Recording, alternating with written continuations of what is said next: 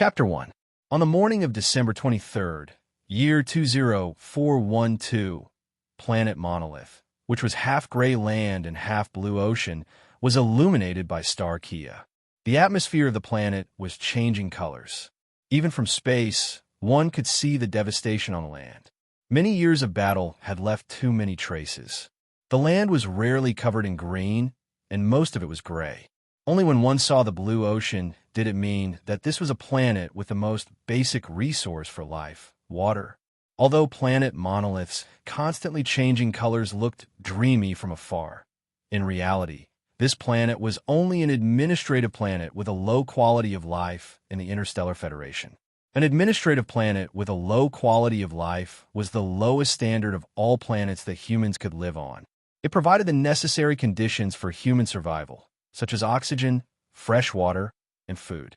However, a low quality of life meant that the environment was harsh, and it was difficult for humans to survive in the wild. In one part of planet Monolith's sky, the originally calm and sunny sky was shattered by a sharp sonic boom. Then, a bright light appeared in the sky. As the light moved closer, it was revealed that it was a few flying machines that were chasing after each other. At the front was a silver-white personal shuttle, and behind it were 4 interceptor drones of the planet's defense system. In the personal shuttle, Abbott's face was gloomy as he piloted the shuttle. The steering wheel in his hand kept moving left and right. A large change in direction was already the limit of this personal shuttle. He had a feeling that if he continued to make such a drastic change in direction, this personal shuttle for spaceflight would most likely collapse without the need to stop the drone's attack. However, he didn't dare to hesitate at all. The acceleration and direction change in his hands didn't stop.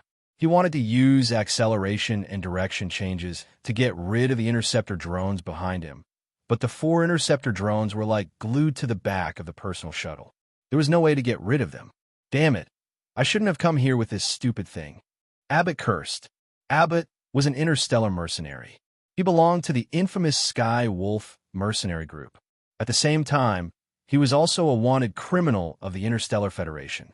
He was charged with multiple murder, resisting arrest, assault, robbery, and many other serious crimes. No less than 10 civilians had died at his hands. In the previous mission, the Sky Wolf mercenary group had successfully robbed an interstellar cruise ship. The mercenaries received a generous reward and went off to have fun. Abbott also received quite a lot of credits, so he used a fake identity to come to the Monolith Star to relax. Originally, he thought that there would be no problem on this remote planet, so he didn't bring any weapons and just sneaked in with his personal shuttle. This kind of infiltration was something that interstellar wanted criminals often did. No matter how fake the identity bracelet was, it would not be able to pass the official inspection. A fake identity bracelet could only support simple credit purchases. However, he did not expect to be discovered by the interceptor drones as soon as he entered the planet. These pieces of trash don't care about the Zergs. Why are they chasing after me? Abbott continued to curse as he looked at the interceptor drones on the central control screen. These interceptor drones were part of the planet's Skynet defense. Their main purpose was to discover and attack the insectoids flying in the air, not the infiltrators. If they found a powerful Zerg, the interceptor drones would report to Skynet and monitor them. If they found a weak Zerg, they would attack them directly. Abbott was considered unlucky. He happened to run into a team of interceptor drones on a mission and was targeted. If he had weapons and equipment, these 4 interceptor drones would not have been a threat to him. However, with his personal shuttle, it was difficult to even escape. Warning, stop flying immediately and accept inspection. Warning, stop flying immediately and accept inspection. This was the warning given by the staff monitoring the interceptor drones through Skynet. Although the interceptor drones were unmanned, there were always relevant personnel monitoring them from the distant end of Skynet. At this moment, Abbott's situation had been reported, and the attack would begin at any time. Fortunately, the interceptor drone's target was the Zergs. Otherwise, they would have attacked without warning. Abbott ignored the interceptor drone's warning. He had seen too many interceptor drones and had a detailed understanding of their capabilities. Although he could not shake off the interceptor drone's pursuit, under normal circumstances, the interceptor drones would only force illegal aircraft to land and would not attack directly. The order to attack humans could only be issued by a human with the corresponding authority. This was an iron law and also the final solution after countless artificial intelligence problems.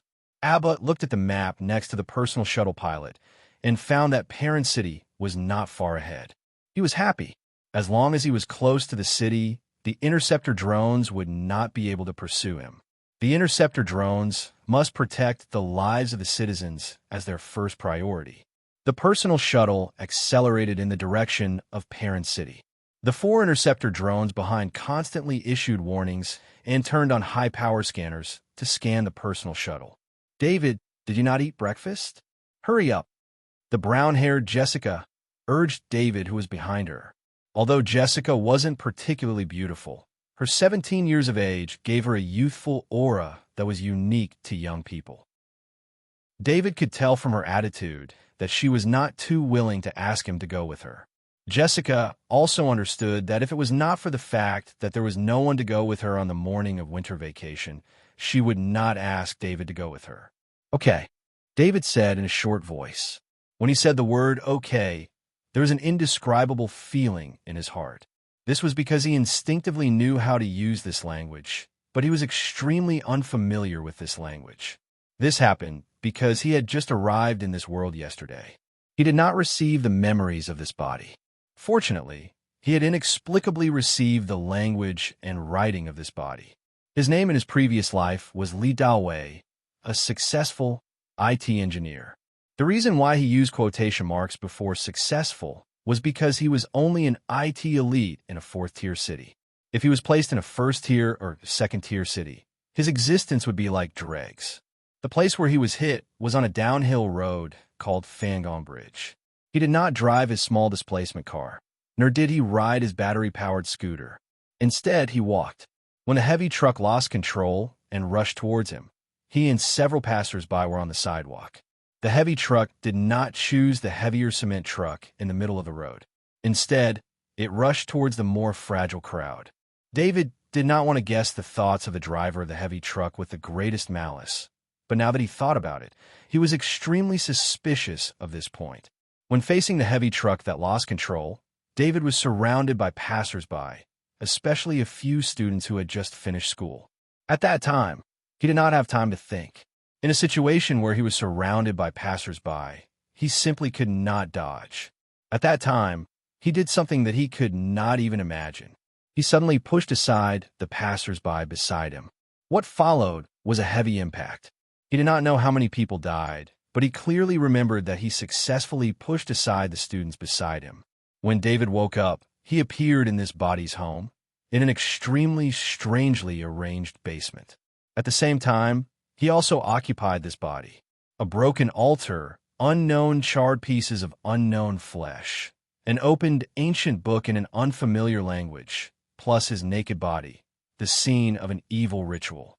If he did not see the lights at the top of the basement, the high-tech fitness equipment in the basement, and the metal walls of the basement, he would have thought that he had come to an ignorant and barbaric world. David spent nearly an hour to slowly accept the fact that he had changed from an Asian to a tall white teenager. It took another hour to find a way out of the basement. Although it was just a simple palm test, for him who did not receive any memories of this body, he had to try everything. However, after walking out of the basement, he did not have to worry about the unfamiliar environment at all. This was because the house's AI butler, a humanoid housekeeping robot, was waiting outside the basement where David was. Outside the basement, David was shocked to see a huge underground vegetable cultivation base. Then, under the guidance of the AI butler, he returned to the bedroom on the surface. Chapter 2. Due to the accident, David tossed and turned all night, unable to fall asleep. Just as he was about to fall asleep, he was awakened by the identity bracelet on his wrist. The AI butler also reminded him that Jessica was waiting for him at the door. With the AI butler's reminder, David knew that it was his appointment with Jessica to attend the signing event of the famous author Burgess's new book, War and Love. Originally, He wanted to decline the signing event with Jessica, but when he heard the AI butler mention that the destination was a paper bookstore, he immediately decided to go. The unknown to this world and the lost memories of this body made him eager to get more information. However, he did not even know how to search for information in this world. The paper bookstore was his best choice. Along the way, he could tell that Jessica's attitude towards him wasn't like that of a good friend. Moreover, Jessica's attitude towards him was even worse when he kept silent. After David agreed, he quickly walked over to Jessica's side. His eyes were constantly looking at everything around them. The hovering cars on the road, the entire city that was completely covered by rocks, and even the houses were built as sturdy as fortresses. At the same time, there was not a single window. This strange design made him feel that this world was extremely unsafe. The bookstore was not far away, so they did not take any transportation. After walking for about 3 kilometers, David saw a group of people standing in front of the bookstore at the corner of the street where David lived. David looked behind him worriedly. There was nothing behind him, but in fact, there was a strange, translucent shadow. He had discovered this when he woke up in the basement.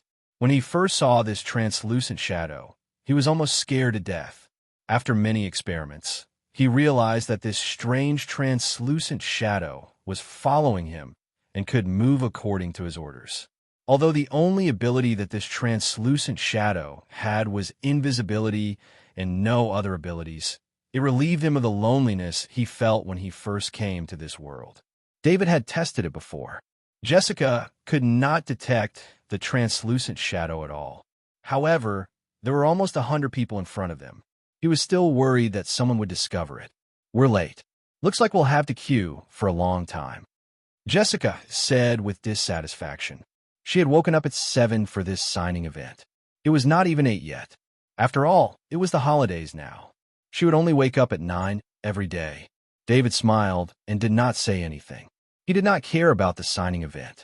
He was more interested in entering the bookstore to find the books he was interested in. "Don't push. Today's signing event will start in an hour. Mr. Burgess will be here in a while. Please wait in line," the bookstore's clerk shouted loudly, trying to maintain order. "Jessica, I'm going to read inside. I can't accompany you," David said to Jessica. Go on, go on." Jessica waved her hand. She had found a few people she knew and did not need David's company.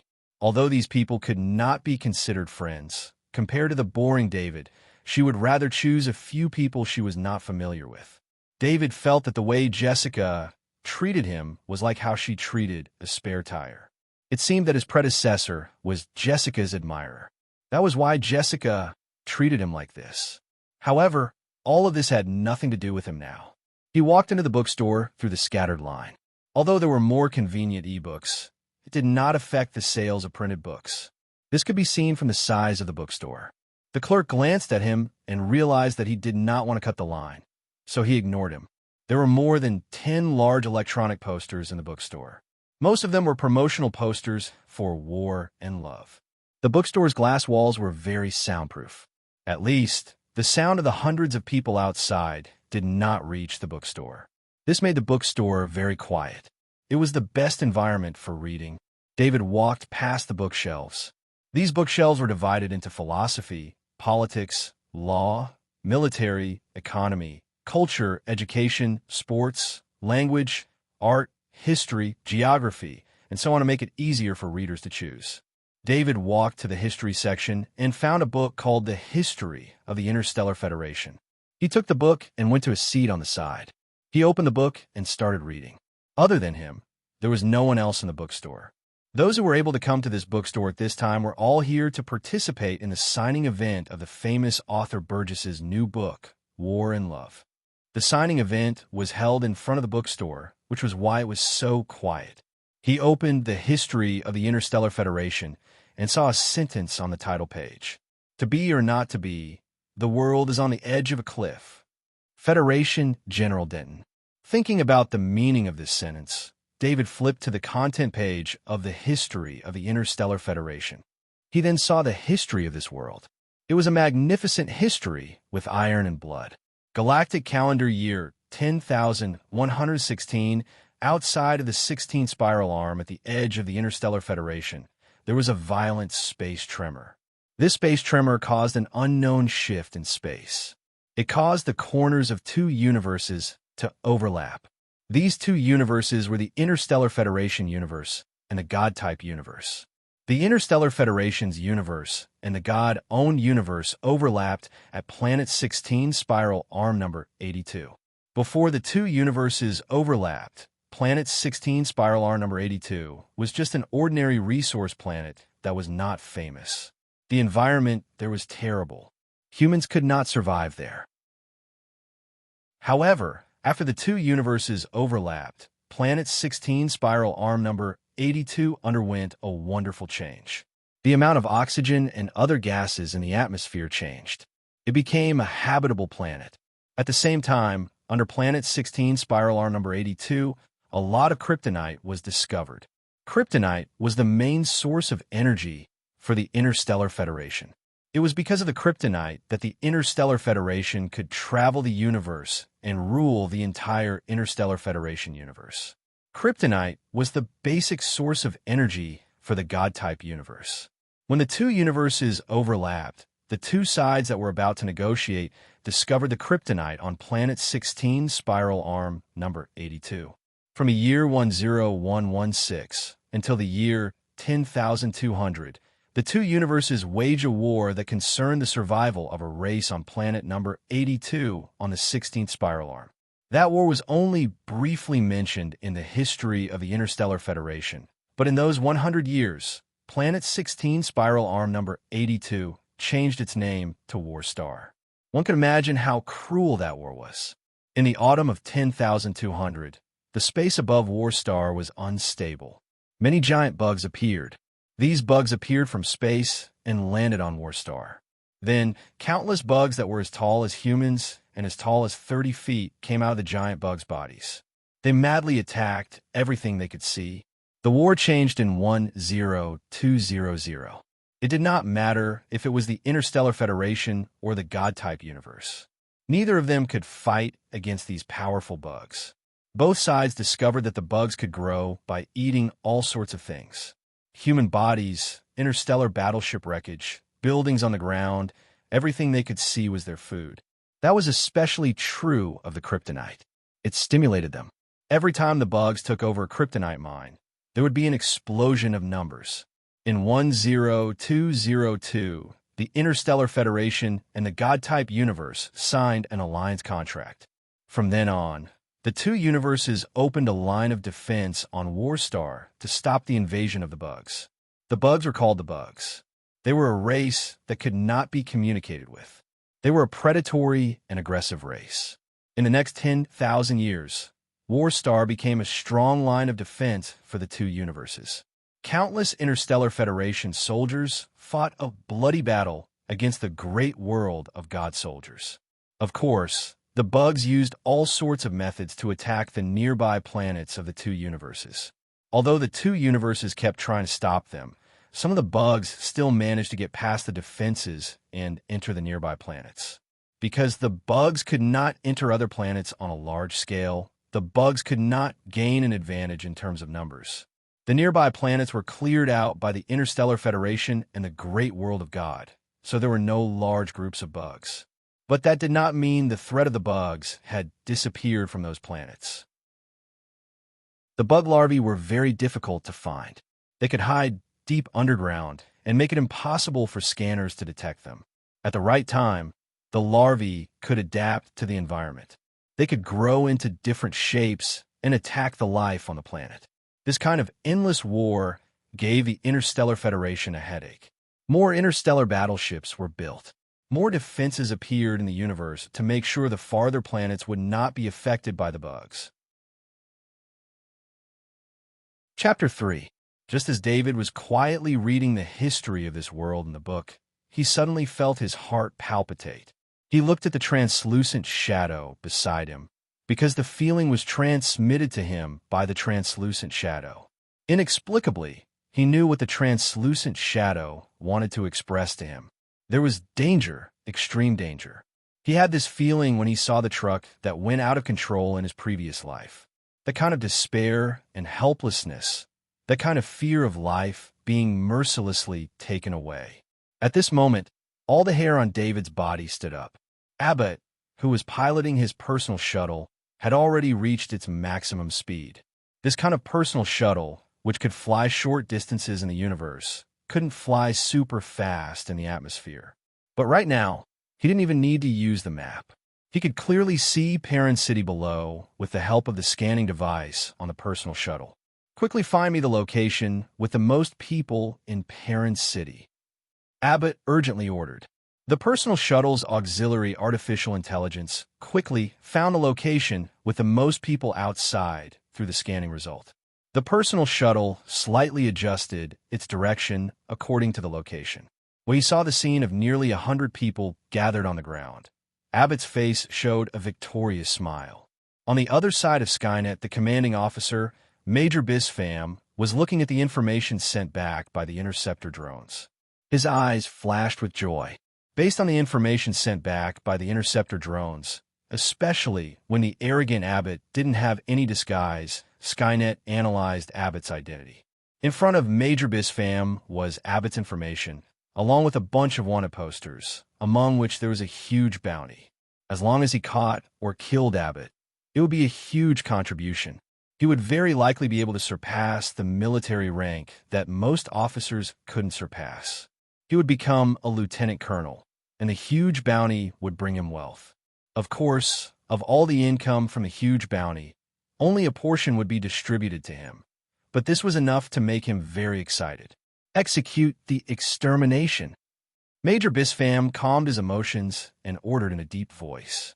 After receiving the order, the 4 interceptor drones simultaneously activated their small rapid-fire cannons and chased after the personal shuttle. Major, there are a lot of civilians below. Just as Major Bispham turned to look at Abbott's report again, the staff member who was monitoring the situation yelled out loud. The staff member was also depressed. Although he saw the city and the increasingly eye-catching crowd, this was Major Bispham's order. He had no right to cancel it. He could only tell Major Bispham to cancel the order. Just as Bispham raised his head, the small rapid-fire cannons of the 4 interceptor drones all hit Abbott's personal shuttle. Personal shuttles were just civilian aircraft. They did not have any weapons or defenses. If they were hit by 4 interceptor drones, they would definitely die. Even in death, Abbott did not expect that no one would be able to stop him. They would ignore so many civilians and attack him just like that. Major Bispham, who had given the order, was in a similar mood as Abbott. Stop the attack. Stop the attack immediately, he roared. However, the order was too late. If he hadn't been distracted by reading the information in his hand and fantasizing about meritorious deeds, this tragedy might have been avoided. Of course, if Abbott didn't dive down, but instead used the speed of his personal shuttle to dodge in the air like before, he might have been able to last a bit longer. But it was too late now. While Abbott's heart was filled with unwillingness, his personal shuttle was hit by multiple cannons. As a mercenary and wanted criminal who lived a very comfortable life, he had decent combat ability. However, in this situation, he couldn't even resist before he was shot down. The wings and horizontal wings of the personal shuttle were all shattered. There were also a few holes on the body. 2 of the holes were the pilot's seat where Abbott was. When he was 20 meters away from the ground, Abbott was heavily injured. The complete disappearance of his right leg was a minor injury, but there was a large hole in his abdomen. This was a fatal injury. If Abbott had a conscience with his piloting skills, he could have tried to control the personal shuttle to reduce the damage to the people on the ground. However, before he died, he did something even crazier. He used all his strength to aim the personal shuttle at the densest part of the crowd. At the last moment, a cruel smile appeared on his face. At the same time, on the other side of Skynet, Major Bispham watched in horror as the personal shuttle crashed into the crowd. Then, a flash of fire covered the entire area. It's over. Major Bispham sat down on the chair behind him. This was the only thought left in his mind. The feeling of extreme danger from the invisible translucent shadow made David's hair stand on end. He almost instinctively looked in the direction of the glass wall of the door. Although he didn't find anything, he still followed the panic in his heart and looked for a place to hide. He didn't scream because he didn't know whether this feeling of danger was real or fake. The only thing he could do was to immediately find a relatively safe place. Soon, he saw the bathroom not far away.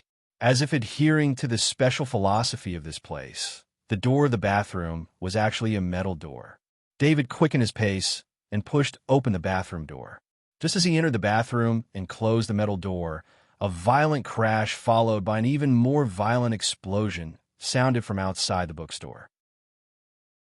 Then he saw the metal door in front of him being pushed by a huge impact and his body flying out of the bathroom. The moment the metal door flew out, David's body tightly stuck to the metal door.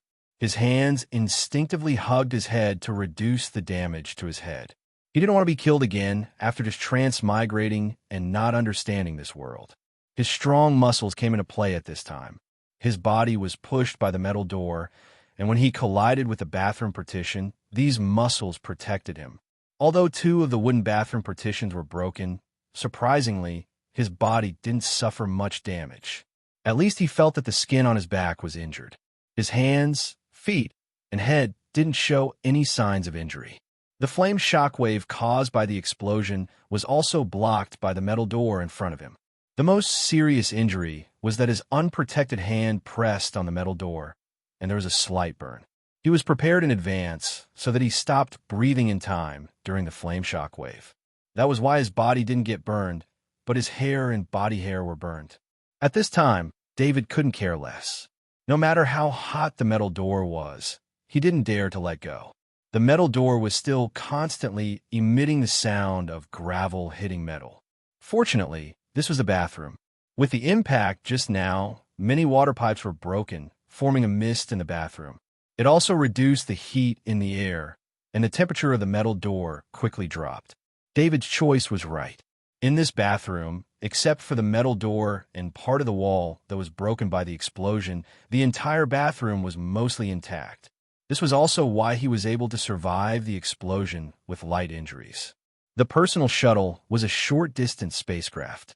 The energy source it used was krypton, which was an extremely stable and powerful source of energy. Because this kind of impact couldn't cause an explosion of krypton, the explosion was mainly caused by the small amount of backup energy on the personal shuttle. Fortunately, this was the case. Otherwise, with the krypton energy that Abbott had newly replaced for the personal shuttle, once the explosion happened, there wouldn't be any life within 1,000 meters. David waited for a while. The sense of danger completely disappeared. He shook his dizzy head and pushed the metal door that was pressing on him. At this time, he realized that the strength of this body was far beyond his imagination.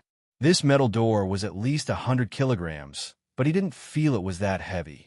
However, he didn't have time to study his body. In his perception, the translucent shadow left his side and flew outside. Chapter 4. The explosion earlier did not cause any damage to the translucent shadow. All the debris passed right through the translucent shadow. David wanted to order the translucent shadow to return, but he felt a sense of satisfaction coming from the translucent shadow, like it had eaten something. Outside his sight, the translucent shadow stopped about 10 meters away from him. This was the maximum distance the translucent shadow could go from him.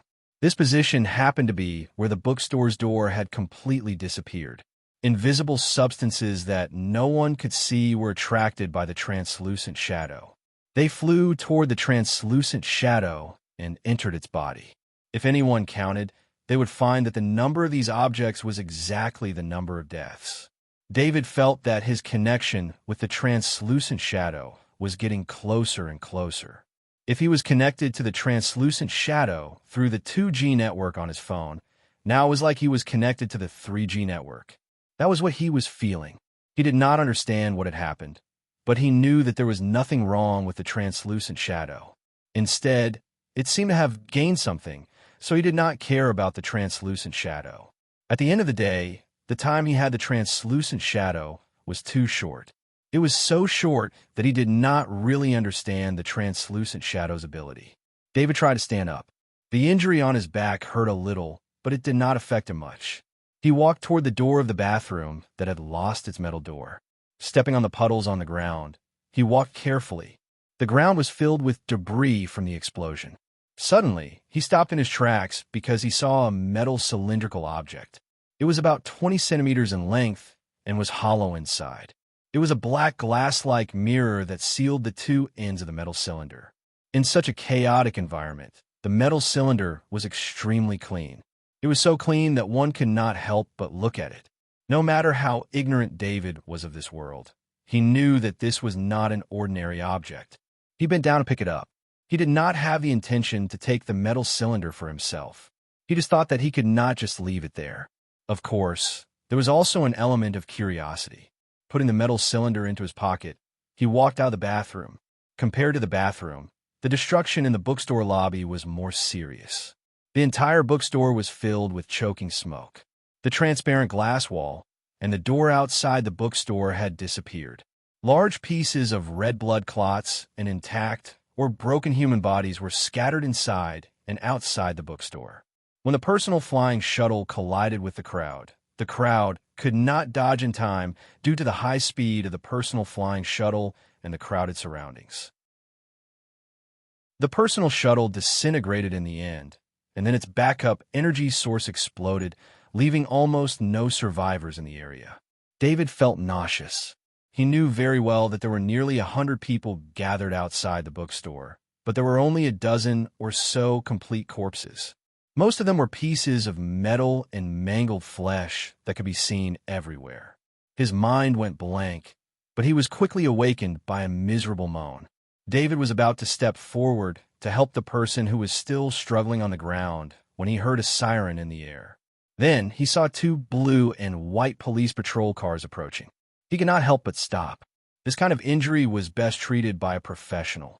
Since the rescue team had arrived, there was no need for him to intervene.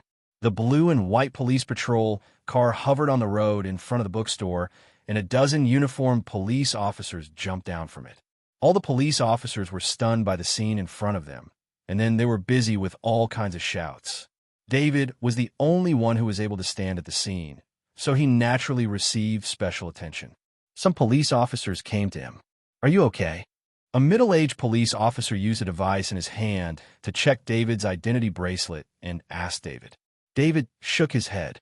He did not speak because he saw Jessica's body. The girl who came with him in the morning was now lying in a pool of blood. A piece of metal from the personal flying shuttle was inserted into her heart. "I am Police Officer Bob. The medical staff will be here soon. They will treat your injury." The middle-aged police officer Bob looked at the device in his hand and knew that he was still a student. Seeing David's expression, he could not help but pat David to comfort him.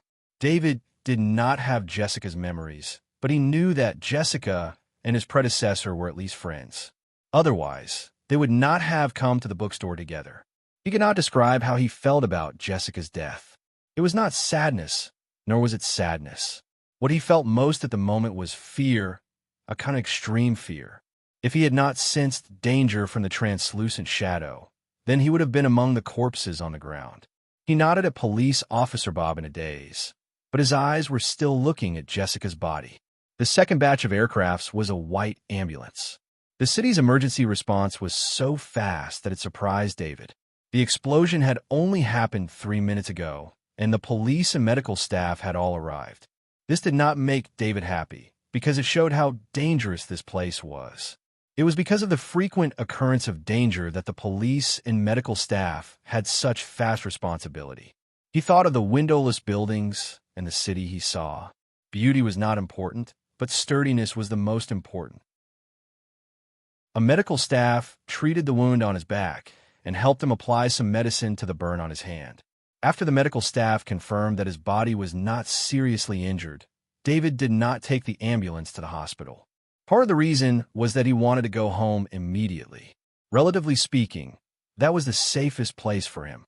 Another reason was that the injured people who were sent to the ambulance were all seriously injured.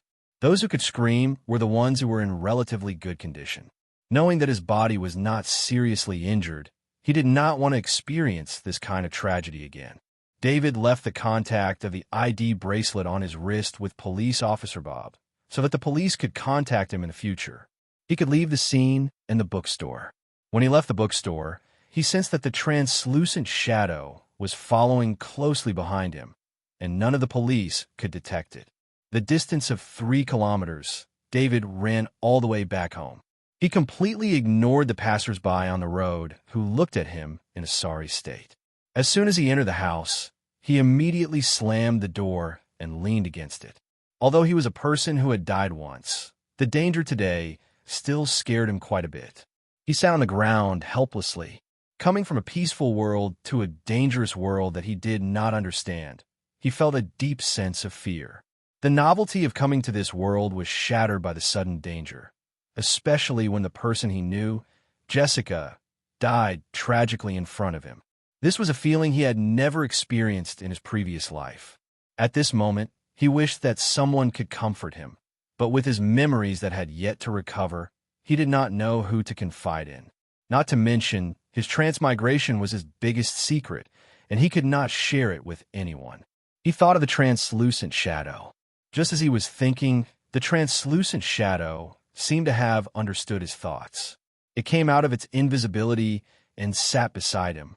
Looking at the translucent shadow beside him, he could not help but feel relieved. At the most dangerous time, the translucent shadow had saved him. He thought of the translucent shadow last night.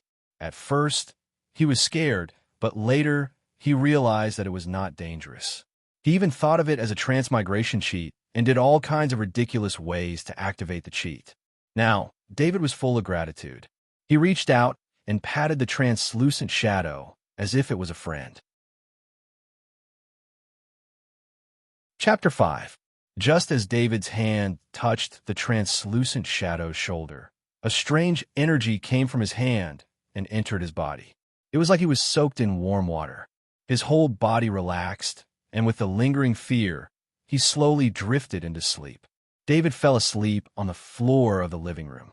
Thankfully, there was only the AI butler, Emma, in the whole house, and Emma did not care about the owner's behavior. David had a dream. In the dream, he lived with his mother since he was young. He studied from a young age to middle school and then to high school. In the dream, he was a bit autistic. Other than his mother, he did not have many friends. His father's figure rarely appeared until one day, his father and mother separated. Not long after that, his mother committed suicide after arranging everything. In the dream, he had the memories of his beautiful life and the sadness of losing his family. He laughed and cried. This was a complete life from birth to the age of 17, including all the experiences and all the emotions. They were all presented in this dream. David was awakened by hunger. He opened his eyes, and the first thing he felt was the difference around him. In his eyes, all the colors were very vivid. It was like he used to use a normal TV to see the world, and now he was using a 4K TV to see the world. He didn't know the reason for this, but he knew that it was because of the translucent shadow that was transmitting energy to him. He looked at the identity bracelet, which was something like a watch on his wrist. It was already 9 p.m. In other words, he had slept on the floor for the whole day. Recalling everything in the dream and comparing it with the memories he had before, he knew he had found all the memories of the previous owner. The previous owner of this body was also called David. This made him wonder if it was a choice of transmigration or just a coincidence. David Kerr, 17 years old, a third-year high school student. It was winter break. He lived alone in this building, but he was not an orphan. It was just that his biological father had formed another family. He inherited his biological mother, Kathy, and lived alone. David was unable to describe the feelings he felt toward his biological father. There was respect, resentment, and resistance. All sorts of feelings were tangled together. His father's name was Hans Kerr, and he was a hero in this city. Not only in this city, but he also had the title of Kingdom Knight, which gave him a special identity. Kingdom Knight was the highest title among all the war heroes, and it was also the reason why David respected Hans. Hans had sacrificed too much to obtain the title of Nation Knight, including being separated from David's mother. who committed suicide due to depression. Hans had lost his left arm and leg and could only rely on prosthetics to move. Although his body had undergone gene therapy, he had always been in a weak state. Furthermore, his son David had not forgiven him. David's previous body had always been brooding over his mother's death. Furthermore, Hans had remarried and had a son. These were the reasons why he lived separately from Hans. Of course, legally speaking, Hans was still his guardian. He also knew that the planet he was on was called Monolith. It was 2 small galaxies away from the battlefield of the Zerg. It was within the Zerg sphere of influence, but it was also a war-zone planet with the least influence. Despite that, Monolith was not safe. Uncontrollable Zerg larvae were scattered all over the planet. From time to time, some Zerg larvae would grow into level 1 Zerg. There were even hidden Zerg larvae that could grow into level 2 Zerg. The Zerg larvae could be dealt with using normal firearms, but once the Zerg larvae became level 1 Zerg, it was not something a normal person could deal with. The only way to deal with a level 1 Zerg was to wear an exoskeleton armor and use a level 1 weapon made from the teeth and claws of a level 1 Zerg. Only then could one break through the defense of a level 1 Zerg. Of course, this was only a relative situation. With the Zerg's flexibility and combat ability, it was impossible to deal with a level 1 Zerg without multiple people wearing exoskeleton armor and wielding level 1 weapons. The first requirement to wear an exoskeleton armor was to become a certified Kaji. In the 10,000 years of war with the Zerg, the Interstellar Federation used advanced war machines to fight against the Zerg. At the same time, they also used the Zerg to strengthen their own combat ability. Among them, the Zerg's carcass was the most important resource. As mentioned earlier, the teeth and claws of the Zerg were the sharpest parts of the bones that could be used to create stronger weapons. Most of the Zerg carcasses had 2 slender muscles on their backs. They were known as strengthened muscles. This was the foundation of the Interstellar Federation's powerful warriors. David also knew why his predecessor had sacrificed himself. It was because his predecessor wanted to enter Na and university. However, he did not meet the requirements, so he wanted to take a shortcut. Na'an City, where Na'an University was located, was the largest city on Monolith.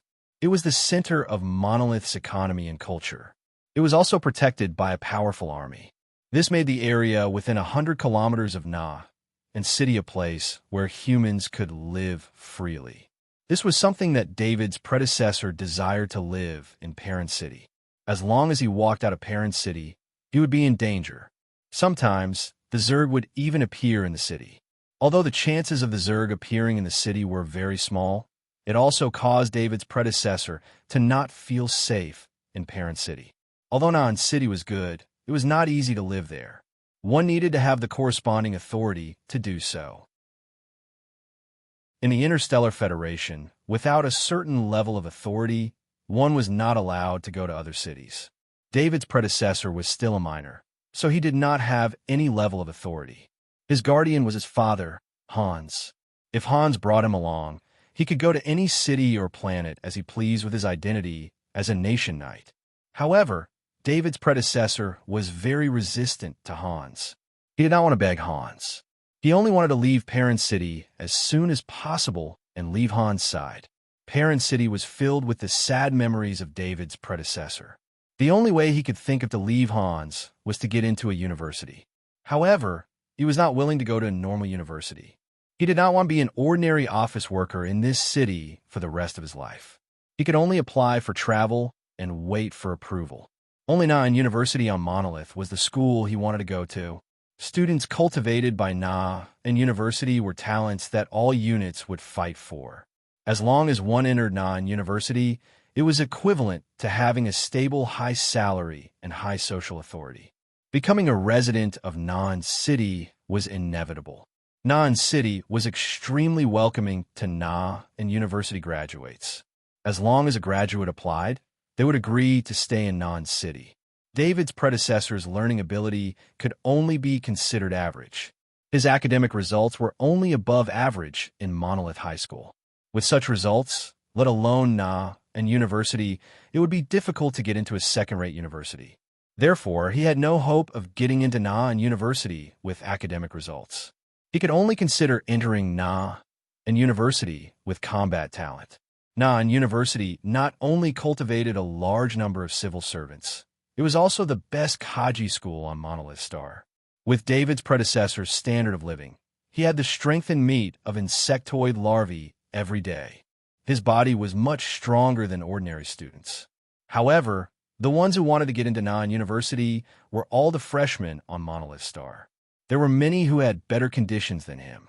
In fact, with his current strength of 600 kilograms, he could only be ranked in the top 30 in Parent High School.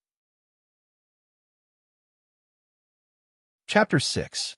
In order to get into the non-university, David's predecessor applied for a cram school and did his best to train his body. However, the non-university's registration requirement was 800 kilograms of strength, and there was also the requirement of speed. He couldn't meet these two requirements, not to mention the other exam items. Just when he was in a dilemma, his predecessor saw an original book from the great world of God that fought against the Zerg with the Interstellar Federation. Jeremy put this book in a display cabinet as a collector's item. He only accidentally mentioned to David's predecessor that this was a great world of God's sacrificial manual. David's predecessor, who was worried that he couldn't increase his strength, saw hope from this sacrificial manual. The great world of God was a mysterious and powerful world in the eyes of the people of the Interstellar Federation. When the Interstellar Federation fought against the Zerg on the ground, they relied on the human wave tactic. A large number of Kaji wearing exoskeleton armors fought against the level 1 Zerg. The stronger the Zerg, the stronger the Interstellar Federation needed to use stronger weapons and more battleships. However, the great world of God was different. The soldiers sent by the great world of God had terrifying combat ability. They could almost fight against level 2 or even level 3 Zergs by themselves. Some of the stronger ones even had the strength to fight against level 4 Zergs by themselves. What kind of concept was a level 4 Zerg? It was an existence that required the cooperation of several interstellar battleships to fight against. Every level 4 Zerg could easily destroy a city. Therefore, the Interstellar Federation blocked all information about the great world of God. Of course, this blockade couldn't completely block all information. Many rumors were spread everywhere through various channels.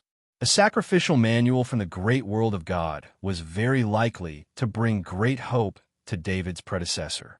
Therefore, David's predecessor took out 50,000 credits to buy this great world of God's sacrificial manual, which was the one he saw in the basement when he came to this world. After obtaining the sacrificial manual, David's predecessor began the translation work, translating the great world of God language into the Federation language. David's previous self had even used Hans's Kingdom Knight authority to borrow the relevant books. It should be noted that all information related to the great world of God was not something a student like David's predecessor could borrow. However, Hans, who had the title of Nation Knight, was different. The title of Nation Knight was extremely noble and had great authority. If it wasn't for the fact that Hans wasn't strong enough, he could have obtained an extremely high political position with his identity as a Kingdom Knight. Unlike now, Hans was only the deputy secretary of the legal department of Parent City. Moreover, he was in a state of retirement and did not have much power in his hands. After many days of translation, David's predecessor became more confident because in the records, he could summon the shadow attendant of God's servant through sacrifice. The shadow attendant of God's servant could become his best combat assistant. The shadow attendant described in the sacrificial manual had the ability to transform into the strongest armor to provide defense for the master. It could also cooperate with the master to attack the enemy. It was the master's most reliable helper. At the same time, in the process of sacrifice, the body of David's predecessor would also be strengthened. This was the benefit that David's predecessor wanted the most. Although the shadow attendant was good, it could only be used as a future help. It had no effect on the admission to Na and university. However, the strengthening in the sacrificial process, as long as one thought about the strengthening of the great world of God, the effect must be extremely powerful. Therefore, David's predecessor began to buy sacrificial materials crazily. At this time, David recalled the process of discovering the great world of God's sacrificial manual. With the memory of two lives, he found the problem from a bystander's point of view. The first was the consequence of the sacrifice. The reason why David possessed this body was the accidental death of his predecessor. Judging from the situation in the underground fitness room at that time, the cause of death was needless to say. It was the consequence of the failure of the sacrifice, and Trainer Jeremy did not mention that the sacrifice would fail at all. If the sacrificial manual was so easy to succeed, why would Trainer Jeremy display a sacrificial manual that had the effects described in the book as a collectible? The second was the way the sacrificial manual appeared. Trainer Jeremy knew the situation of David's predecessor. It was when David's predecessor was most desperate that the sacrificial manual appeared. David did not believe that there was nothing strange about it. Now, from the perspective of David's bystander, Trainer Jeremy was obviously selling the sacrificial manual to his predecessor. His predecessor was a high school student. He did not know the danger of the sacrificial manual from the great world of God. But didn't Trainer Jeremy know about it? At this time, David could not help but feel a chill in his heart. It seemed that the death of his predecessor was probably not an accident, but premeditated. It was just that he did not know whether Trainer Jeremy did it for money or for his life. Speaking of money, most of the nearly 300,000 credits were from Trainer Jeremy's help to find the relevant materials. Among these materials, many of them were never heard of by his predecessor, let alone where to buy them. What made David most suspicious was the heart, a level 1 Zerg's heart.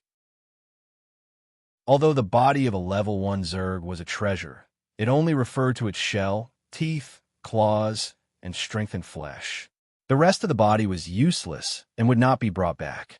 Sometimes, even the relatively cheap shell would be abandoned. Who would bring back a level 1 Zerg's heart? In fact, the most important thing to start the sacrificial ritual was this level 1 Zerg's heart. It was also the direct cause of his predecessor's death. The more David thought about it, the more scared he became. Although his body had a huge strength of 600 kilograms, Trainer Jeremy's strength was far beyond him. He even suspected that Trainer Jeremy was an official Kaji. In his memory, during the training process, Trainer Jeremy could easily block his power and seemed to be at ease. Call the police. David, who came from his previous life, thought of this at this time, but he quickly gave up. First of all, he did not have any evidence. Was he going to tell the police that Trainer Jeremy killed him with a book? In fact, David was not dead. He was still alive. This was not something that could be explained clearly.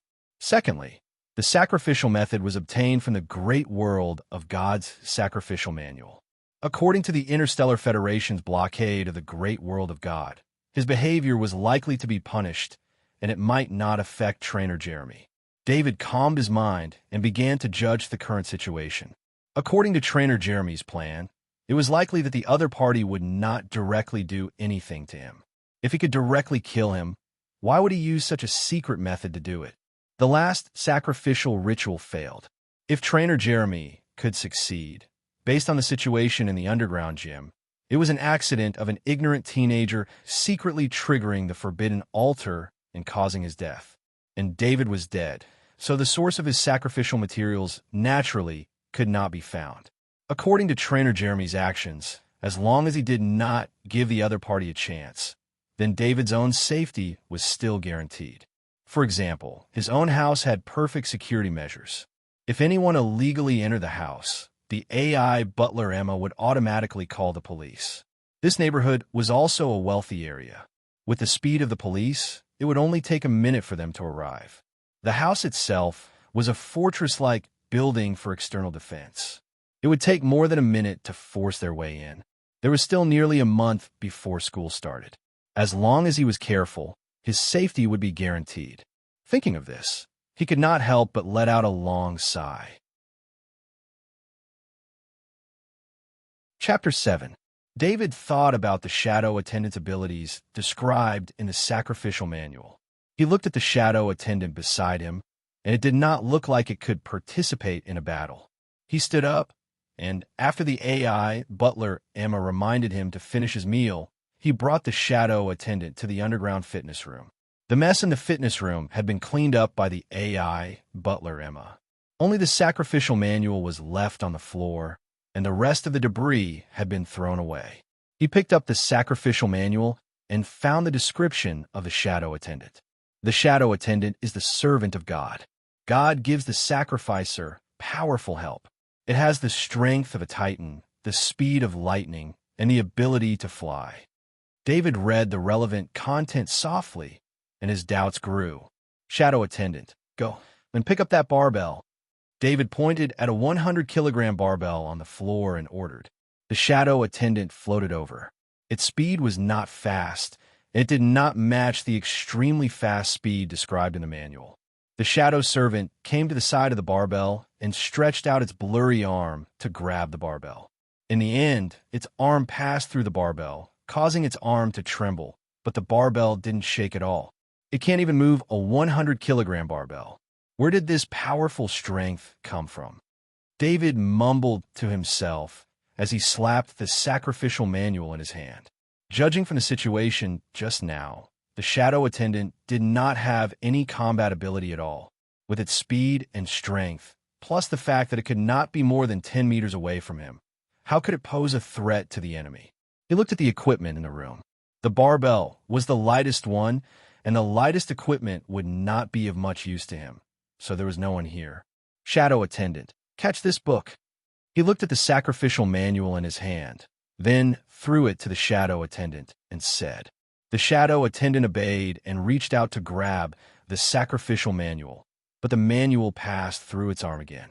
However, this time, David saw that the sacrificial manual had a slight pause. It seemed that the shadow attendant wasn't completely powerless. It was just that those things were too heavy. He plucked a strand of hair from his head and waved at the shadow attendant. The shadow attendant flew to his side and stopped. He handed the hair in his hand to the shadow attendant, and the shadow attendant took it.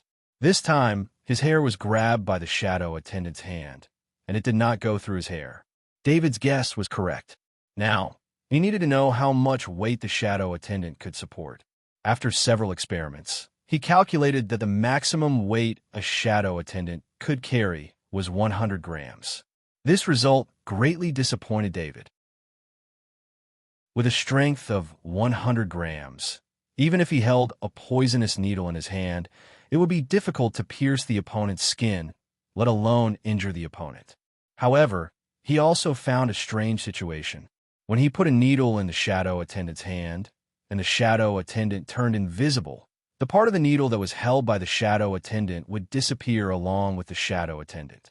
He asked the shadow attendant to cover the needle with its hand, and the needle disappeared into thin air. David did not understand the principle behind this. It was probably related to the gods, or maybe it was a special ability of the shadow attendant. Anyway, his shadow attendant was completely different from the shadow attendant described in the sacrificial manual. The original shadow attendant did not have the ability to turn invisible, but his shadow attendant did. The original shadow attendant should have a strong combat power, but the original shadow attendant did not. The strengthening effect that should have occurred during the sacrificial process did not appear on his body, but he did not know if it was because his predecessor died on the spot. He knew for sure that his strength did not change from before. Although he did not test his speed, he could still feel that there was no change in his movements. Everything seemed to have returned to its original state. He had the same physical condition as his predecessor. Although his memory was recovered, his educational level was still not enough to get into non-university. Kaji's hope of getting into non-university was still very slim. In addition to this, he also found an enemy that wanted to kill him, Jeremy, an enemy that was far stronger than him. Compared to his predecessor, he now had the memories of his previous life and the shadow attendant beside him. The memories of his previous life were useless to him in the Interstellar Federation. The technology of this world had long since left the planet and entered the era of the universe. It was much more advanced than the world of his previous life. The shadow attendant beside him was his only hope. Thinking of this, David looked at the shadow attendant beside him and recalled the energy that came from the shadow attendant in the morning. It allowed him to completely accept the memories of his predecessor. This meant that the shadow attendant must have some other abilities that he did not know about. He reached out his hand to touch the shadow attendant again, wanting to see if he could get any more benefits. This time, when he reached out his hand to touch the shadow attendant, many strange patterns appeared on the shadow attendant's translucent body. These patterns flashed with a blue light. The flashing blue pattern turned into little stars and left the shadow attendant's translucent body and went into David's body. This unknown change surprised David, but he did not feel anything wrong with his body. The only difference was that his extremely close connection with the shadow attendant had become even closer. He could even see his own body from the shadow attendant's eyes. This was an extremely strange feeling. He had two visions. One was from his human body, and the other was from the shadow attendant's point of view. At this time, he felt like he had two bodies. This feeling was extremely uncomfortable. He could not even control his own body's balance, and he could not use his usual movements flexibly. He carefully controlled his body to sit down. On the other hand, the shadow attendant did not need to be controlled. It was just hovering in the air. After David's body sat down, he finally had the energy to feel more. He noticed that there were some orbs of light inside the shadow attendant's body. Because the shadow attendant's body was like David's own body, he could clearly sense the attributes of these orbs. Most of these orbs were red, and only one of them was orange. Among them, he saw 5 red balls of light belonging to the literature attribute. Literature was one of the compulsory subjects in school. He also saw 4 red balls of light belonging to mathematics, 2 red balls of light belonging to comprehensive subjects, 2 red balls of light belonging to physical skills, and 1 red ball of light belonging to heavy axe mastery. Most of the red balls of light were related to cultural studies. Physical skills were a body training method promoted by the Interstellar Federation. It was composed of 18 movements. Because physical skills did not have any side effects, it required very little resources. As long as enough nutrition was provided, the effects of physical skills could be guaranteed. Therefore, it became the body training method used by most people in the Interstellar Federation. To obtain a training method that surpassed physical skills, only a small number of forces such as universities or the military could provide it. Heavy axe mastery was one of the basic combat skills in school.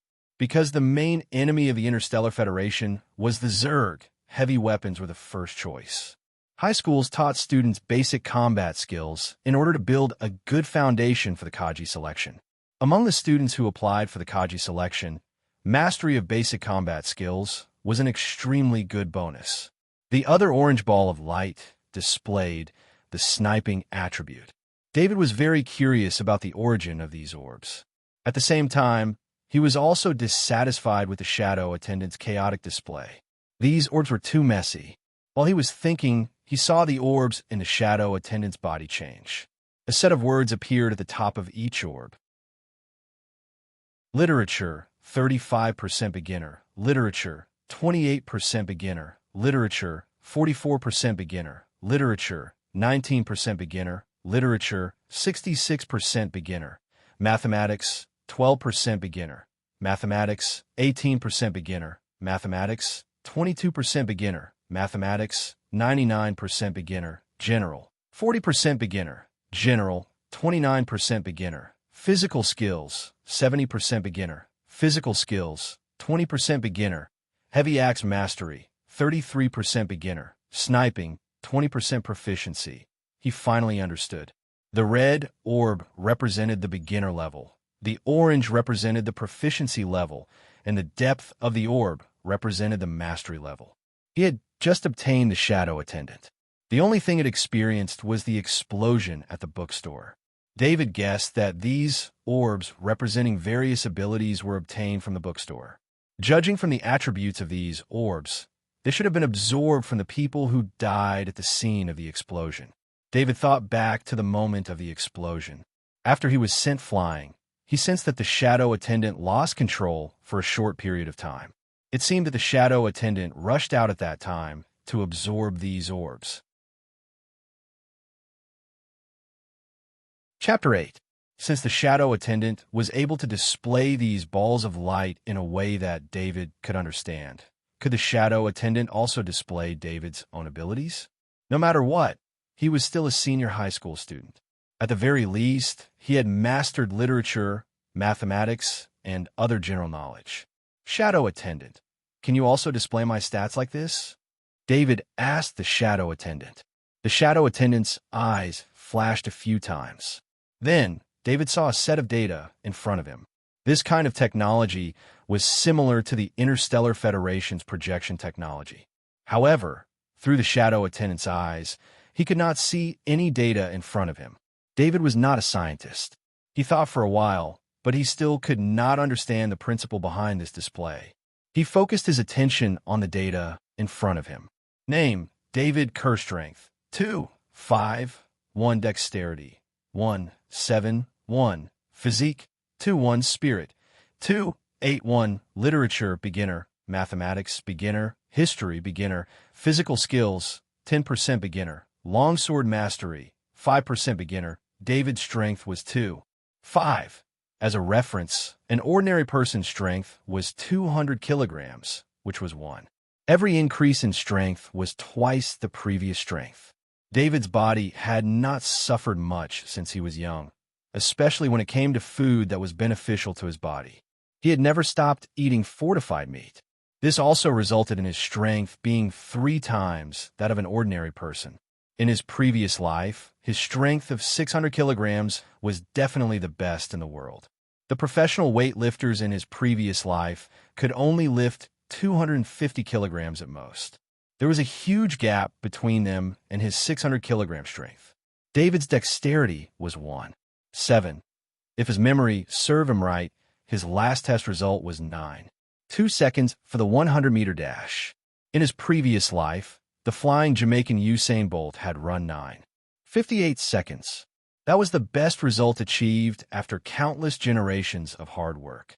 But in this life, an ordinary senior high school student like him had surpassed the world's fastest man in his previous life. Of course, regardless of whether it was strength or agility, both required a strong physique as a foundation. It was normal for a person to have twice the physique of an ordinary person. However, he did not have a good understanding of the concept of mental strength. Mental strength, which surpassed that of ordinary people, was his strongest attribute among his 4 basic attributes. Spirit could not be seen or touched, but when he thought about it carefully, the world that he saw after waking up from his sleep was clearer than before. This should be the result of the improvement of his spirit. In fact, what David didn't know was that the biggest reason why the shadow attendant wasn't able to reveal so many abilities before was that his spirit was too weak. When David's predecessor performed the sacrifice, most of the energy in his soul was consumed. The remaining weak soul, along with his memories, was absorbed by the shadow attendant. The shadow attendant that was summoned was even more special. The sacrifice process needed to be performed to a designated god. However, David's predecessor knew very little about the gods in the great world of God. Jeremy, who provided him with the sacrifice manual, could not have told him about this. Therefore, the god that was being sacrificed this time was an unknown existence. The sacrifice method recorded in the great world of God was not a simple way to improve one's strength. Even in the great world of God, very few people would try to perform such a sacrifice. Every person who performed the sacrifice had to undergo a long period of special training and a large number of precious soul potions. In addition, the person who performed the sacrifice had the corresponding talent. All of these factors combined to perform the sacrifice in shrines. Even so, the success rate was extremely low. But David's predecessor didn't know anything. He didn't have the protection of the divine palace, didn't have a strong talent in the aspect of souls, didn't have the corresponding resources, and didn't have any training. He carried out such a risky sacrifice outside the divine macro world. The consequences could be imagined. It was also during the sacrifice, under the influence of an unknown force, that David's soul crossed into this body and merged perfectly. However, After the influence of crossing over, coupled with the consumption of the sacrifice, David's soul power was extremely weak. This made his spirit level not reach the level of ordinary people, let alone activate the special ability of a shadow attendant. After the explosion of the bookstore, the death of nearly 100 people produced nearly 100 souls, some of which were weak and some of which were strong. Although a part of the souls absorbed by the shadow attendant was used to strengthen itself, there were still many souls that were transferred to David. It was also because of the support of enough souls that David was able to quickly recover all of his memories. The shadow attendant also activated the corresponding ability, which was also related to the strength of the spirit. When David saw the ability he mastered under the data, his face couldn't help but turn red. This was the shame of his predecessor. He inherited the memory of his predecessor, so naturally, he was ashamed of himself. Looking at these results, literature, mathematics, and comprehensive, the three main cultural subjects showed that he was not at the entry level. And he was proud of his physical skills, which was only at the entry level of 10% progress, not to mention the long, sore mastery progress of 5% progress. These results reflected his current true level. He was just a bad student. It was impossible for him to be admitted to non-university. Of course, David was somewhat belittling himself at this time. The entry level was the result above the ordinary level. Most of the students' results in the shadow attendant's evaluation standard were not at the entry level. The shadow attendant absorbed 14 red light balls, which were obtained from the souls of nearly 100 people. Even ordinary people had their own strengths. David ordered the shadow attendant to send a red light ball of literature, 19% entry level, into his body. This was the application of the red light ball, he could guess, because he found that under his command, the red light balls in the shadow attendant's body could be moved. The reason why he chose this red light ball was because the number of red light balls in literature was the most. At the same time, if this red light ball of literature, 19% entry level, failed, it would not be too big of a loss. And once it succeeded, there would be hope for the non-university that his predecessor had always wanted to be admitted. If he could be admitted to and university, then Jeremy and other possible enemies would no longer be able to threaten him. City was not the parent city he was in, and non-university was not a place that ordinary people could enter, let alone what would happen to him if he entered. As for the safety of half a year, as long as he was more careful and did not give Jeremy any chance, he would be able to avoid it. At present, the only thing he could do in the face of danger was to be on guard. He could not fight back at all. Maybe the possibility of fighting back was on a shadow attendant. David looked at the shadow attendant and made up his mind. The shadow attendant also transferred the red light ball of literature, 19% entry level, into his body. The moment the red light ball of literature, 19% entry level, entered his body, he saw the data panel in front of him change. The previous literature, not entry level, became literature, 19% entry level, and at the same time, a series of memories emerged in his mind. It was a process of learning. Some were reading aloud, some were reciting softly, some were silently understanding, and some were being explained by teachers. There was no image of the owner of the memory in these memories. Even the faces of the teachers that appeared were blurred. After a long time, David woke up from his memories. His understanding of the subject of literature in his mind had greatly deepened. He remembered every sentence and every knowledge that he had just memorized. He looked at his identity bracelet. Only a minute had passed, but he felt like he had gone through hundreds of days of learning. The knowledge that this red light ball gave him was like engraved in his mind. It was more profound than the knowledge he learned on his own. The knowledge he learned on his own would slowly be forgotten with the passage of time, but the knowledge obtained through the red light ball would not disappear. Chapter 9. Looking at the data panel in front of him, literature, 19% beginner, he impatiently ordered the shadow attendant to send literature, 66% beginner, into his body. This was the best literature light orb. If all of them were added together, he would only need 3 literature light orbs to break through to entry-level literature. He He wanted to know what proficient literature would be like after breaking through to entry level. Literature, 66% beginner, entered his body. His gaze was fixed on literature, 19% beginner, on the status panel. Soon, the 19% kept increasing. However, when it reached 69%, the progress stopped. So it's not additive. David couldn't help but shake his head and mutter to himself. He greedily thought that the light balls that gave him the same ability could be added together, but in fact, it wasn't. This was easy to understand. The person who had reached 66% beginner-level literature and the person who had reached 19% beginner-level literature had grasped overlapping knowledge in literature. This overlap was very large. 19% beginner-level literature only had 3% beginner-level knowledge. David guessed that as he fused more light balls, this overlapping knowledge would increase. After that, the same large amount of memories poured in. It was the same classes, study, self-study, and revision. However, this time, the owner of the memories was obviously more hardworking. When he woke up again, he ordered the shadow attendant to send another literature, 28% beginner-level literature, into his body. This time, there was an accident. After the red light ball entered his body, he felt dizzy and then fainted. After a long time, David woke up from his coma. He looked at the time on his ID bracelet. He had been unconscious for half an hour. This time, he didn't gain any memories. He nervously asked the shadow attendant to activate his status panel. Literature, 69% beginner-level literature, was still there. There was no change at all. He checked the shadow attendant's body again. The literature, 28% beginner-level literature, red light ball had indeed disappeared. David understood that he had wasted a red light ball. That was 28% beginner-level literature knowledge.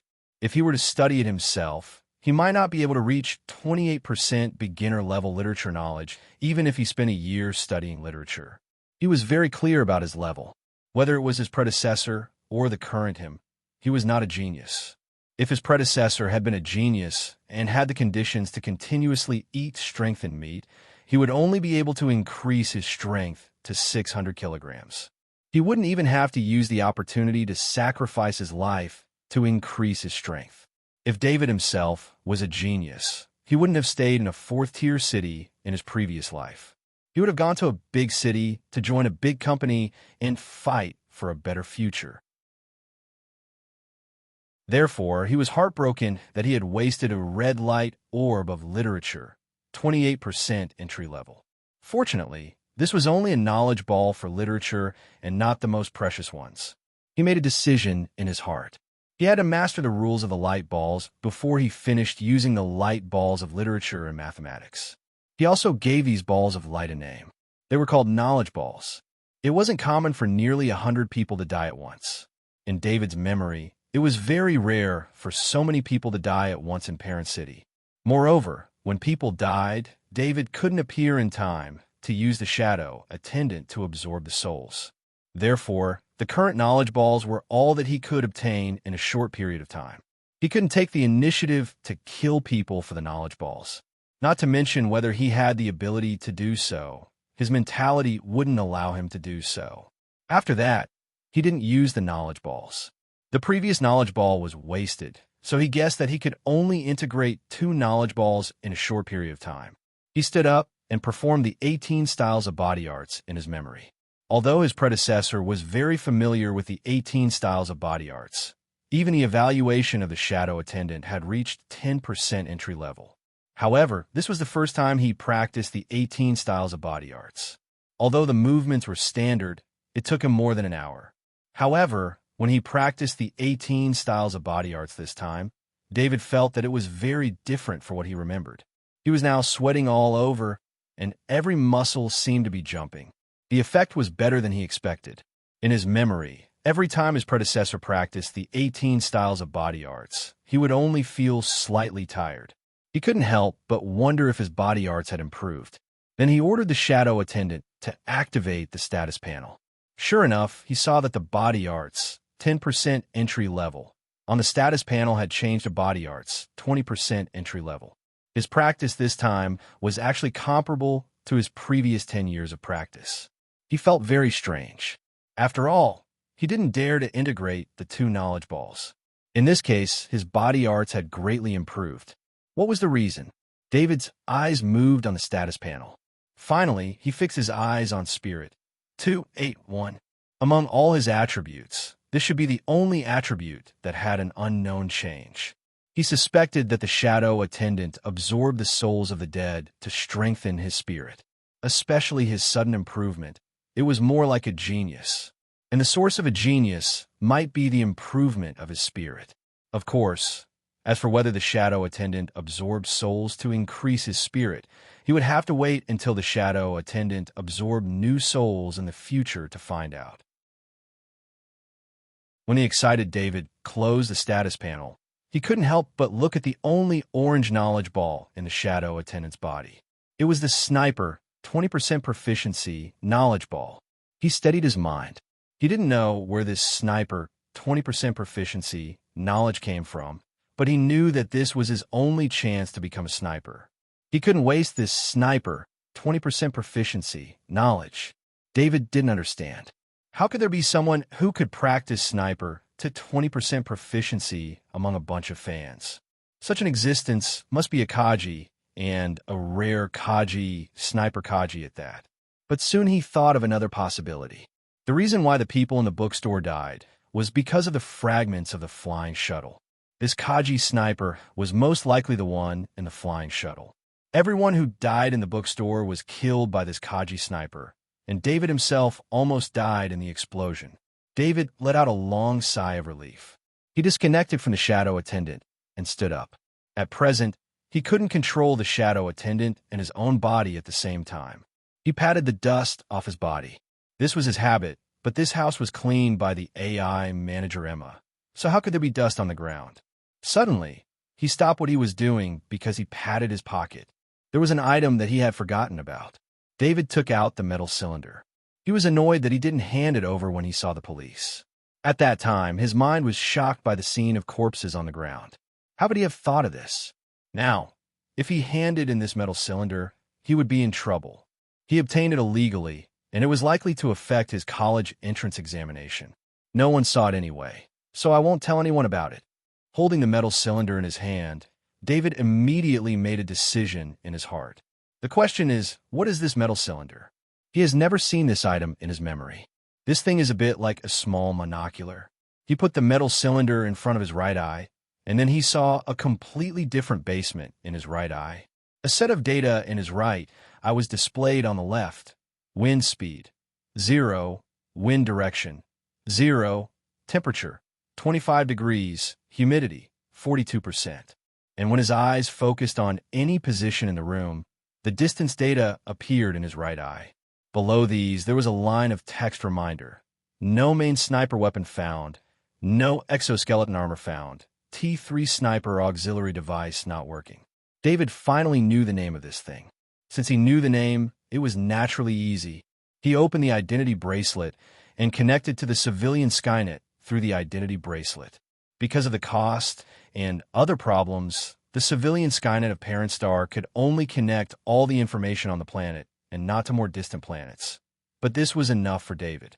He entered T3 Sniper Auxiliary Device in the search engine, and soon hundreds of related information appeared. He opened these information and read it one by one. Most of them mentioned the T3 Sniper Auxiliary Device, but there was little detailed description. But when he opened a page called Sniper Enthusiasts, he saw some practical information about the T3 Sniper Auxiliary Device. The T3 Sniper Auxiliary Device was a military sniper auxiliary device. The price was secondary. This thing was not sold at all. According to the Sniper Enthusiasts, the T3 Sniper Auxiliary Device could increase the combat power of Sniper Kaji by 30%. In the military, it was a powerful device that only a few elite Sniper Kaji could have. David's heart warmed. The T3 Sniper Auxiliary Device was useless to ordinary people, but as long as he thought of the T3 Sniper Auxiliary Device, 20% proficiency, orange light ball, he knew that the T3 Sniper Auxiliary Device would greatly improve his ability. Chapter 10. After playing with the T3 sniper assistance device for a while, David put it away and dragged his tired body to the bathroom. He had regained his memories as soon as he came back. In addition to discovering the secret of the shadow attendant, he did not have the time to clean the stains on his body. After the explosion, his body was already in a mess. The clean water from his head reduced his fatigue by a lot. After cleaning himself, he checked the injuries on his body. The injury on his back was almost healed after a day, and the burns on his hands were only left with scabs. Compared to his body in his previous life, this body was much stronger. This kind of light injury would have healed in less than a week in his previous life. However, in this world, the same kind of injury would have healed in a few hours. Emma, prepare dinner for me. Add an extra portion of strengthened meat. After changing into a clean set of clothes, David felt the hunger in his stomach and ordered the AI butler, Emma. He recalled the memories related to the AI butler, Emma. The AI butler, Emma, from her name to her voice, came from an extremely famous actress. She was also the favorite actress of his predecessor.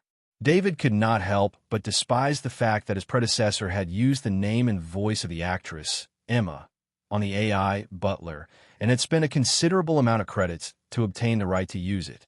This was probably the nature of an otaku. Whether it was in his previous life or here, it was the same. Under normal circumstances, David would only eat strengthened meat once a day. This was based on the needs of his body. However, after practicing the 18 styles of physical skill today, he could clearly feel that his body needed a large amount of energy. If it was just normal food, the effect would be very poor. It might even affect his training the next day. Master, you only have 20 credits left. This amount is not enough to order next month's strengthened meat. While David was eating, the AI butler, Emma, reminded him. Only then did David remember that his predecessor had spent all his money on purchasing the materials needed for the sacrificial ritual. Looking through the memories in his head, he quickly calmed down. His income was not small. Before his mother, Kathy, committed suicide, she had already prepared a good life for him. In other cities, he still had 2 commercial properties that he handed over to an agency to manage. He could earn 20,000 credits every month. It was just that his predecessor did not care about these 2 properties. He did not have any memory of where these 2 properties were located. However, judging from the income of 20,000 credits, he could imagine that these 2 properties must be extremely important. 20,000 credits was already a considerable amount for most ordinary people who only had a monthly income of 3,000 credits. Therefore, he did not have to worry about living expenses at all. Not to mention, even though he was unwilling, Hans would still transfer 2,000 credits to his identity card every month for living expenses. Although he did not have many credits at the moment, it would only affect him for a few days at the beginning of the next month. Once the agency transferred the rent over, he would be able to resume his normal spending. Ding dong, ding dong. The electronic sound of the doorbell rang. David stopped the AI butler, Emma, from opening the door. At the same time, he was complaining about how unreliable Emma was. It was already so late at night, and he was the only one living here. How could he simply open the door for someone else? He put down the table knife in his hand and opened his identity bracelet. He pulled up the image of the entrance of his house. His identity bracelet managed all the security systems in this house. In the image, he saw a skinny middle-aged man. The middle-aged man was wearing the Federation's official uniform. On the chest area of the uniform, there was a golden badge that was glowing faintly. David immediately recognized this middle-aged man. This was the father of his current body, Hans Kerr. The badge pinned on his chest was none other than the badge of a national scholar. At this moment, David also understood why the AI butler, Emma, would open the door without asking for his opinion. With Hans' identity as his guardian, he could enter the house without his permission. The fact that Hans pressed the doorbell meant that he respected David's attitude. David was not prepared to meet Hans at all. However, he still stood up and walked to the door to open it. It was different from the image of Hans. When David saw the middle-aged man in front of him, many memories appeared in his mind. These memories included the time that David's predecessor spent with his father. His predecessor also had beautiful memories of his father. At that time, Hans would always bring gifts for his predecessor when he returned from the battlefield. He would also play with his predecessor. These memories of his father merged with David's memories of his father in the other world. He suppressed all the dissatisfaction that his predecessor had towards his father. Father! David could not help but call out as soon as he saw Hans. Hans seemed to be surprised. However, he immediately showed a gratified smile. David had not called him that for many years. After Kathy passed away, David saw him as an enemy. From Hans' point of view, this was David's reaction after experiencing a life and death situation. After all, David was still a child. David, I know that you had an accident this morning. It was really dangerous. Are your injuries okay? Hans paused for a moment before he remembered the purpose of his visit. Although he knew from his subordinates that David was fine and that his injuries were only minor, he was still worried when he heard the news. However, he tried to contact the AI butler, Emma. When he learned that David was resting, he did not immediately visit David. He only rushed over when he learned from the AI butler, Emma, that David was free. Father, my injuries are fine. Please come in. David did not know how to interact with Hans. He moved aside and said softly. His eyes then saw the hovercraft parked by the roadside and the faint silhouettes of two people, one big and one small, in the car. David, your Auntie Bertha was a little worried. Eddie also wanted to come and take a look, so I brought them along. Hans saw David's gaze and quickly explained. Bertha was David's stepmother. Eddie was Bertha and Hans's son, Eddie, who is 3 years old this year. Father, let Auntie and brother come in. David was not unhappy. He received the memories of his predecessor, but his emotions were still his own. He had his own way of dealing with his family. His father, Hans, was not even 50 years old. Compared to the average age of the Interstellar Federation's 200 years old, he was still very young. David also knew that Hans did not have it easy. Hans was Kaji, who had been groomed by the military. After Hans joined the military, his talent was discovered and he underwent arduous training. The military's rules made it so that Hans did not have time to return home often, so he could not be with his wife, Kathy, for long periods of time. In particular, after Hans left for Planet Battlestar, Kathy became even more worried. Who was right or wrong between Hans and Kathy, or whether there was right or wrong, was no longer important to David. Right now, he was only treating Hans and his family on behalf of his predecessor. Okay, I'll go call them.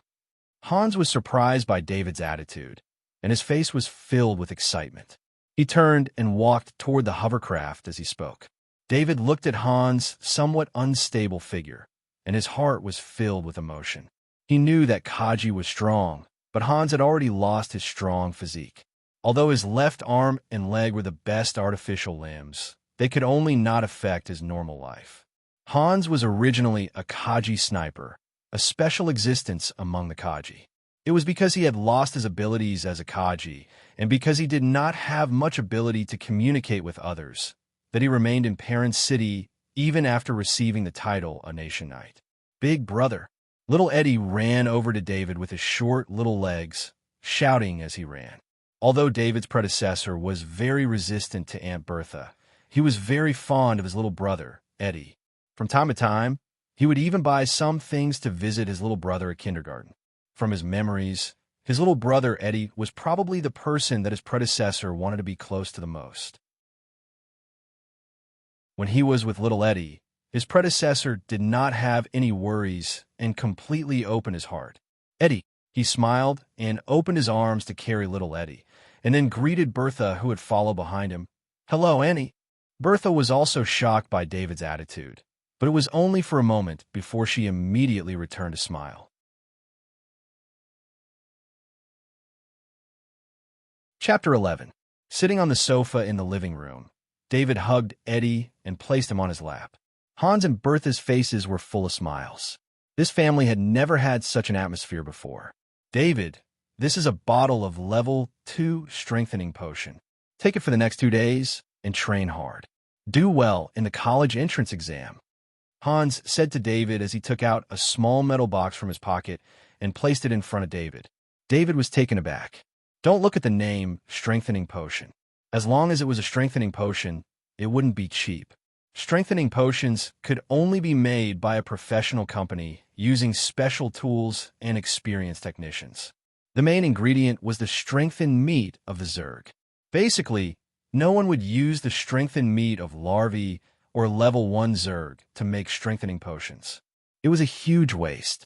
The level 2 strengthening potion in front of David was the cheapest type of strengthening potion. However, that was only true for all strengthening potions. The main ingredient of the level 2 strengthening potion was level 2 Zerg. As long as a level 2 Zerg appeared on the monolith star, it would bring about a huge disaster. Usually, many Kaji would have to work together and pay a huge price to kill a level 2 Zerg. In fact, when a level 2 Zerg appeared on the monolith star, they would directly send out battleships to attack them. The result was that other than a small amount of materials, there's almost nothing to gain, let alone strengthen meat. Therefore, level 2 strengthening potions were rare on the monolith star. Even with Hans's identity as a nation knight, it was difficult to obtain. Father, you should keep this level 2 strengthening potion for yourself. I will work hard to get into a good university. David declined. He didn't need the level 2 strengthening potion, but he knew that when Hans left this family, he left with nothing. Although Bertha's family was rich, Hans's character would not help them. Therefore, Hans did not have much money. If he took out this bottle of potion, he would probably have nothing left. David, take it. My body is fine, Hans said with a smile as he waved his hand. Following his smile was a series of violent coughs. Are you all right? David asked worriedly. It's nothing. It's just an old ailment. Keep the strengthening potion well. My body can't take level 2 strengthening potions. When Hans heard David's concern, the smile on his face didn't disappear. He stopped coughing and said. His eyes swept across the living room, revealing a look of nostalgia. After his relationship with David deteriorated, he rarely came here. Please take care of your body. I'll accept this bottle of level 2 strengthening potion. Feeling his father's love, David no longer held back. It was just like how he had interacted with his father in his previous life. He also noticed his stepmother, Bertha. She was a beautiful woman with a good upbringing. She looked at him with care and love. After chatting for a while, little Eddie was a little sleepy. He dozed off in David's arms from time to time. David, you also have to take care not to train too hard. We'll go back first. Hans stood up and said with a smile, Father, Aunt Bertha, you can bring Eddie here often in the future. David said with a smile as he handed Eddie over to Bertha. After sending Hans and his family off, David looked at the metal box in his hand. He carefully opened the box. Under the protection of the foam material, a glass bottle was fixed in the middle of the box. He could feel a strong sense of fatherly love from this bottle of level 2 strengthening potion. He wasn't his predecessor. In this lonely world, this body only had these relatives. Was he going to be alone for the rest of his life? He didn't use the level 2 strengthening potion immediately. He was going to use the level 2 strengthening potion after raising his physical skills to a higher level. This way, he could absorb the essence better and improve his body even more. The next day, David didn't try to absorb the light ball of knowledge in the morning. Instead, he kept practicing the 18 styles of physical skills. Every practice gave him a new understanding. He hoped to raise his physical skills to a higher level before fusing with the light ball of knowledge. This way, he would be able to improve even more. Even though the improvement of his body after more than a day of training was not reflected on the data panel, David could feel his own improvement. Perhaps if he were in school right now, he would be able to see the most detailed results of his improvement on the strength tester. After all, although the data panel was convenient, some weak improvements that didn't reach the level of the data couldn't be seen directly. David wanted to wait until nighttime to absorb the light ball of knowledge. He didn't want to waste any of the light balls in his hands. However, he didn't wait until nighttime. At 2 o'clock in the afternoon, his ID bracelet showed that he had a contact request. Looking at the name displayed on the ID bracelet, the name displayed was Officer Bob. After thinking for a while, He remembered that this was the police officer who was handling matters at the bookstore yesterday. "Hello, Officer Bob." He connected the ID bracelet and chose to video call. Then, he looked at Officer Bob, who appeared on the ID bracelet, and greeted him. The ID bracelet's communication methods were voice calls and video calls. Generally speaking, a close friend or official contact, or if the other party requested a video call and the recipient agreed, the video call would be chosen. Officer Bob had requested a video call. This showed that it was very formal. At the same time, this conversation would also be recorded by the police system. "David, if you have time, please make a trip to the police station. There's compensation for the injuries you suffered this time. You need a sign to receive it," Officer Bob said with a smile. "Officer Bob, the compensation is here so soon?" David asked, a little surprised. When he heard Officer Bob say this, he had a thought that Officer Bob was trying to trick him to go out and harm him. However, when he heard Officer Bob say that he was going to the police station, he knew that it was impossible. After the tragedy yesterday, panic had broken out in Parent City. In the news this morning, more than 10 interceptor drones were seen patrolling the sky above Parent City. At least until the tense atmosphere was over, Parent City was the safest place. No one dared to cause trouble on the streets under such circumstances. David, the pilot who drove the shuttle into the crowd, is a wanted criminal. The bounty of this wanted criminal will be paid to all the victims as compensation, Officer Bob explained with a smile. If it were someone else, he wouldn't pay too much attention to it. However, after he checked David's background, he paid special attention to David. Although the deputy director of the legal department of Parent City was not a real deputy director, he was not someone he could offend. "Thank you, I'll go now," David agreed and turned off the ID bracelet. Although the danger outside was very small, he still decided to go by car this time.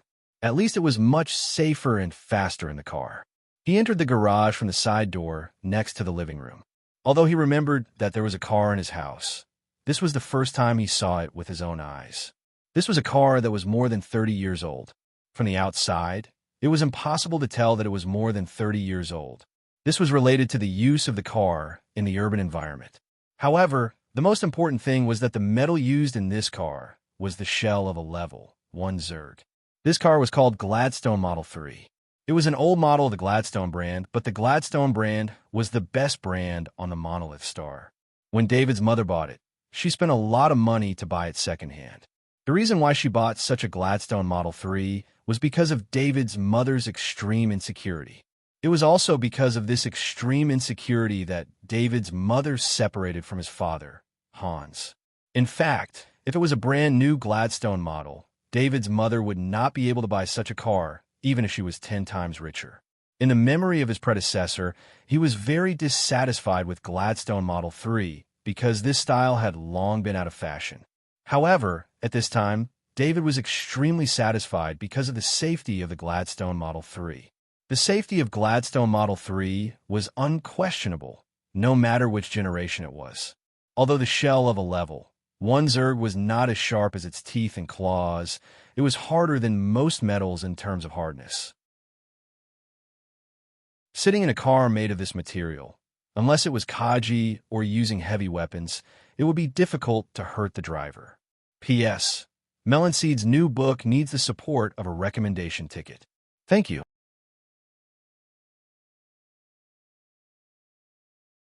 Chapter 12. The door of the Gladstone Type 3 car opened automatically, and David sat on the soft seat. The car automatically turned on the engine when it detected his identity bracelet. The Gladstone Type 3 car lifted off the ground slightly, maintaining a height of 0.3 meters, then the garage door opened. The car automatically drove out of the garage, and a map of the entire Parent City appeared in front of David. David was still underage, and his authority was too low, so he was not qualified to drive the car alone. He could only turn on the autopilot mode, and the entire journey was controlled by the city's traffic system. Sitting in the comfortable seat, he felt the stability and quietness of the car. The car drove on the main road. The traffic in Parent City, or the entire Monolith Star, or even the entire Interstellar Federation, had to be mentioned. Although with the technological capabilities of the Interstellar Federation, flying was easy to achieve, and after more than 10,000 years of development, the technology had long been extremely mature. But whether it was in a galaxy near planet war or a peaceful galaxy, they all followed the same principle. Only citizens with the corresponding authority could fly. Ordinary citizens could only drive a car 3 meters above the ground like David, and the highest altitude could not exceed 1 meter. Air traffic was also divided into several levels, and the higher the level, the higher the authority required. Just as David left the Gladstone Type 3 car and entered the main road, he sensed an observing gaze. Of course, this was not his perception, but the shadow attendant next to him sensed it. His heart tightened, and the person he had been worried about finally came. He didn't understand why a third-year high school student like him would be so coveted by others. But the fact was he suspected that Trainer Jeremy wanted to kill him by sacrificing the manual. And Trainer Jeremy did it. David's predecessor was already killed by the sacrifice. Now, this observing gaze was most likely Trainer Jeremy checking whether he was dead or not. Perhaps after discovering that he was not dead, he would continue to attack him. But at this moment, he was not worried. Just by looking at the patrol flying cars flying in the sky from time to time, he knew that at least in this kind of atmosphere, no one would dare to attack him blatantly. The Gladstone Model 3 was on autopilot, so David did not need to control it. Therefore, he relaxed his body and controlled the shadow attendant beside him. The shadow servant flew up, passed through the body of the car, and arrived outside. Through the shadow attendant's eyes, he saw a burly man sitting in an ordinary car. This person was not Trainer Jeremy, as David thought. David was sure that he did not know this person, but the way this person looked at him showed that he definitely knew him. The shadow attendant could only stay 10 meters away from David. This allowed the shadow attendant to see the face of the middle-aged man and involuntarily fly away with the Gladstone Model 3. After David's Gladstone Type 3 drove past, the ordinary car also started and followed, which made David's heart tighten. Just when David was nervous, he found that the other party just kept a distance and didn't have the intention to catch up, so he was relieved. After finding that the middle-aged man following behind was not dangerous, David didn't pay attention to the stalker anymore. He felt the speed of the Gladstone Model 3, and it quickly stabilized at 70 kilometers per hour. Of course, this is not the full speed of the Gladstone Model 3. In fact, the Gladstone Model 3 can reach a speed of 500 kilometers per hour at full speed, but is not used at all in the city, and David does not have such high-speed authority. The power base that allows the Gladstone Model 3 to have such speed is also related to the Krypton crystal mine. But although the Gladstone Model 3 is very good, it can't afford to use Krypton crystal as a power source. The Interstellar Federation's research on Krypton crystal has lasted for 20,000 years. During this period, other forms of energy have appeared. However, the convenience of Krypton crystal and the large stock in the entire universe allowed Krypton crystal to successfully suppress all other forms of energy. One of the biggest reasons is that after Krypton crystal uses up its energy, the remaining Krypton crystal can directly absorb the light energy of stars and store it in a conversion device.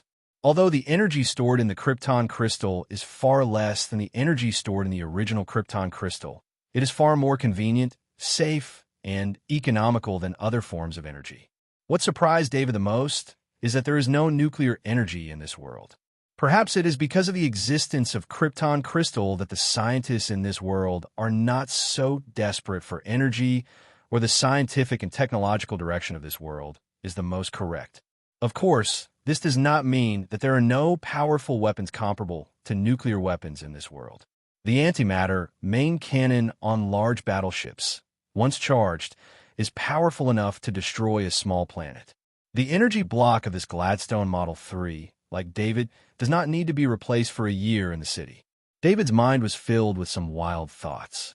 He sighed at the technological development of this world, and he couldn't help but think of the horror of the Zerg that has been fighting for thousands of years. One must know that the Zerg are fighting alone against the Interstellar Federation and the great world of God. Their strength can be imagined. Of course, while he was thinking, the shadow attendant sitting in the back of the car was also paying attention to the car behind them. The car always kept a distance from his car, as if it did not want to be discovered by him. At this moment, the Gladstone Model 3 stopped, and David also saw the gate of the police station. He got out of the car, and the Gladstone Model 3 automatically drove to the parking lot.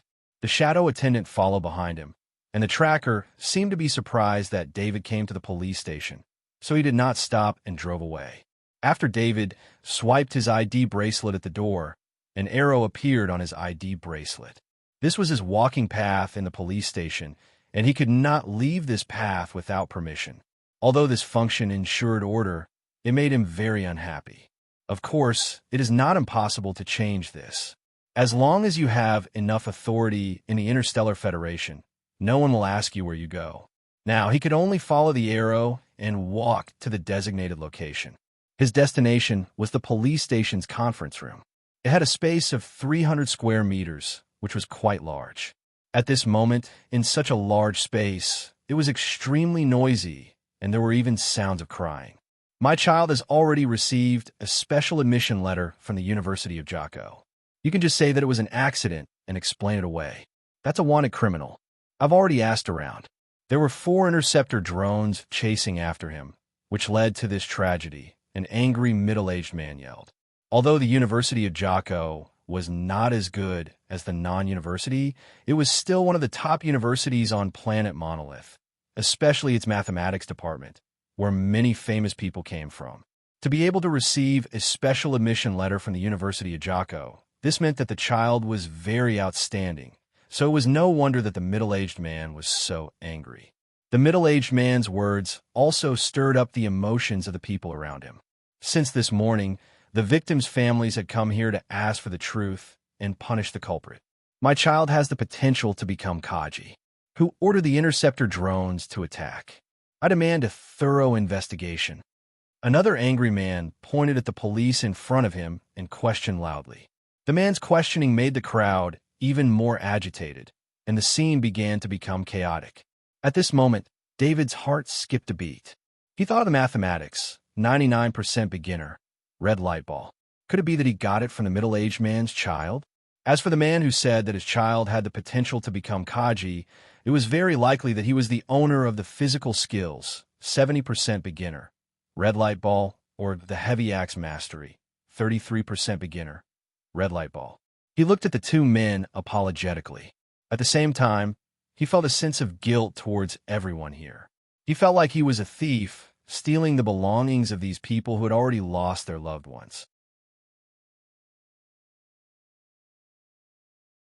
Chapter 13. David, you're here. Sorry, it's too messy here. Come with me. Officer Bob found David and squeezed through the crowd to David, sweating profusely, and said aloud. David followed Officer Bob out of the conference room and into an office. Officer Bob poured a glass of water and placed it in front of David. David, this is the compensation agreement. Take a look. If there's no problem, sign it. Officer Bob seemed to be very busy. He took out the prepared documents from the cabinet and handed them to David, then said. David took the compensation agreement. It was a standard compensation agreement. It only briefly described the situation, but the compensation was not small. It was 100,000 credits. Officer Bob, is this 100,000 credits from the bounty of that wanted criminal? David was also surprised by the amount of compensation and asked doubtfully. There were a lot of people who died at that time. If he, who was slightly injured, could get 100,000 credits of compensation, then how big would the bounty be? David, your father, Deputy Director Hans, is also in the judicial system. I won't hide it from you. This wanted criminal named Abbott killed a member of the Dirk Financial Group. The Dirk Financial Group put a huge bounty on Abbott's head. This time, they used this bounty to compensate the victims. Officer Bob looked around, then explained softly. If he didn't want to have a good relationship with David, he wouldn't have told this kind of news to David. Officer Bob, can I see the information about Abbott?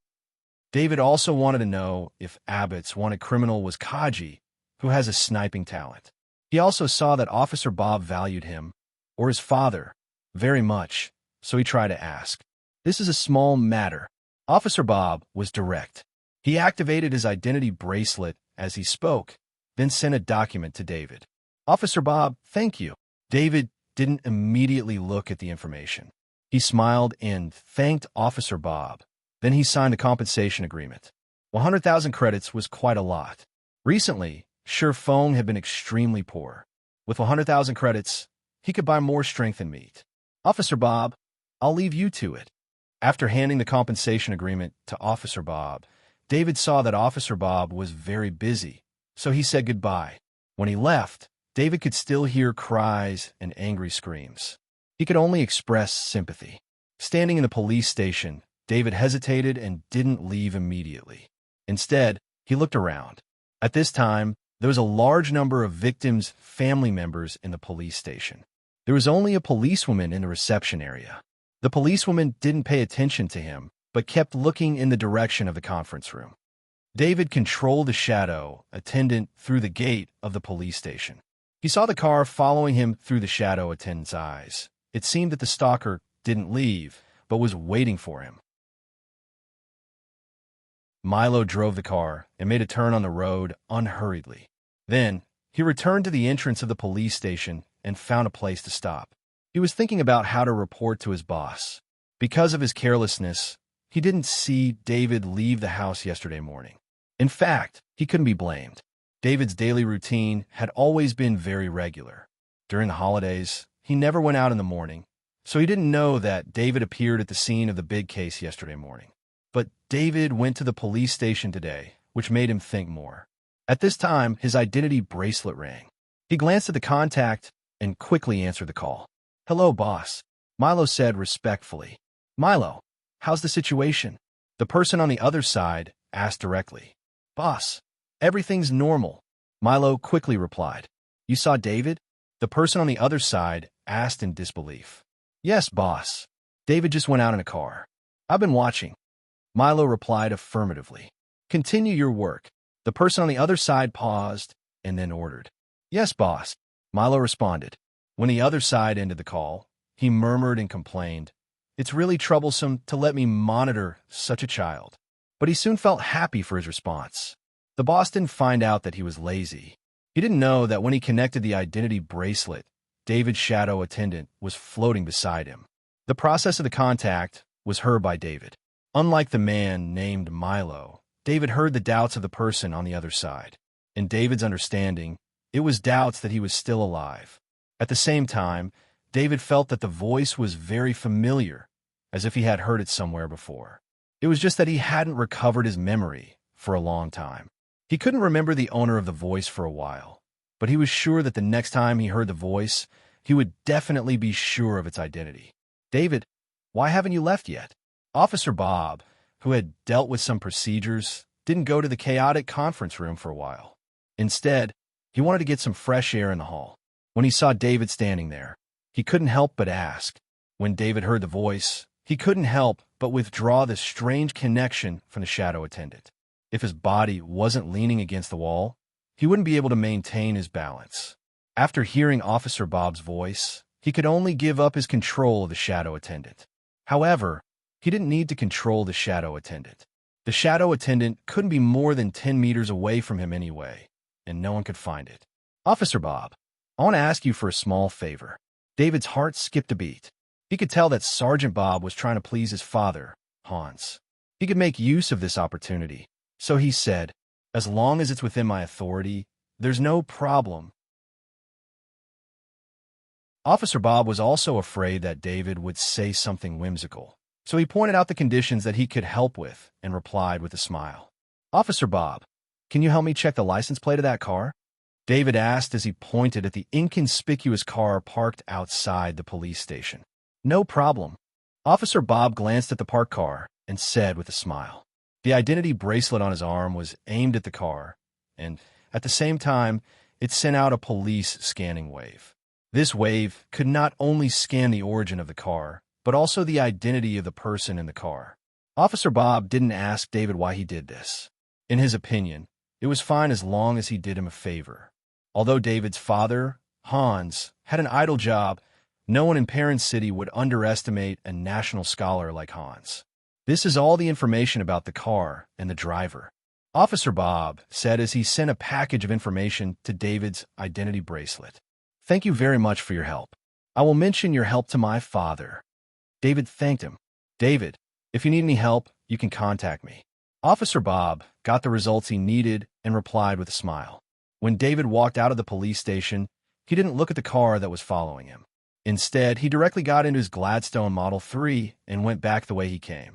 After the Gladstone Model 3 drove 100 meters away, the tracking car also started to follow from afar. The shadow attendant had already followed David's order and returned to David's side. It was still driving at a stable speed of 70 kilometers per hour, and it returned to the house on Runcaw Street.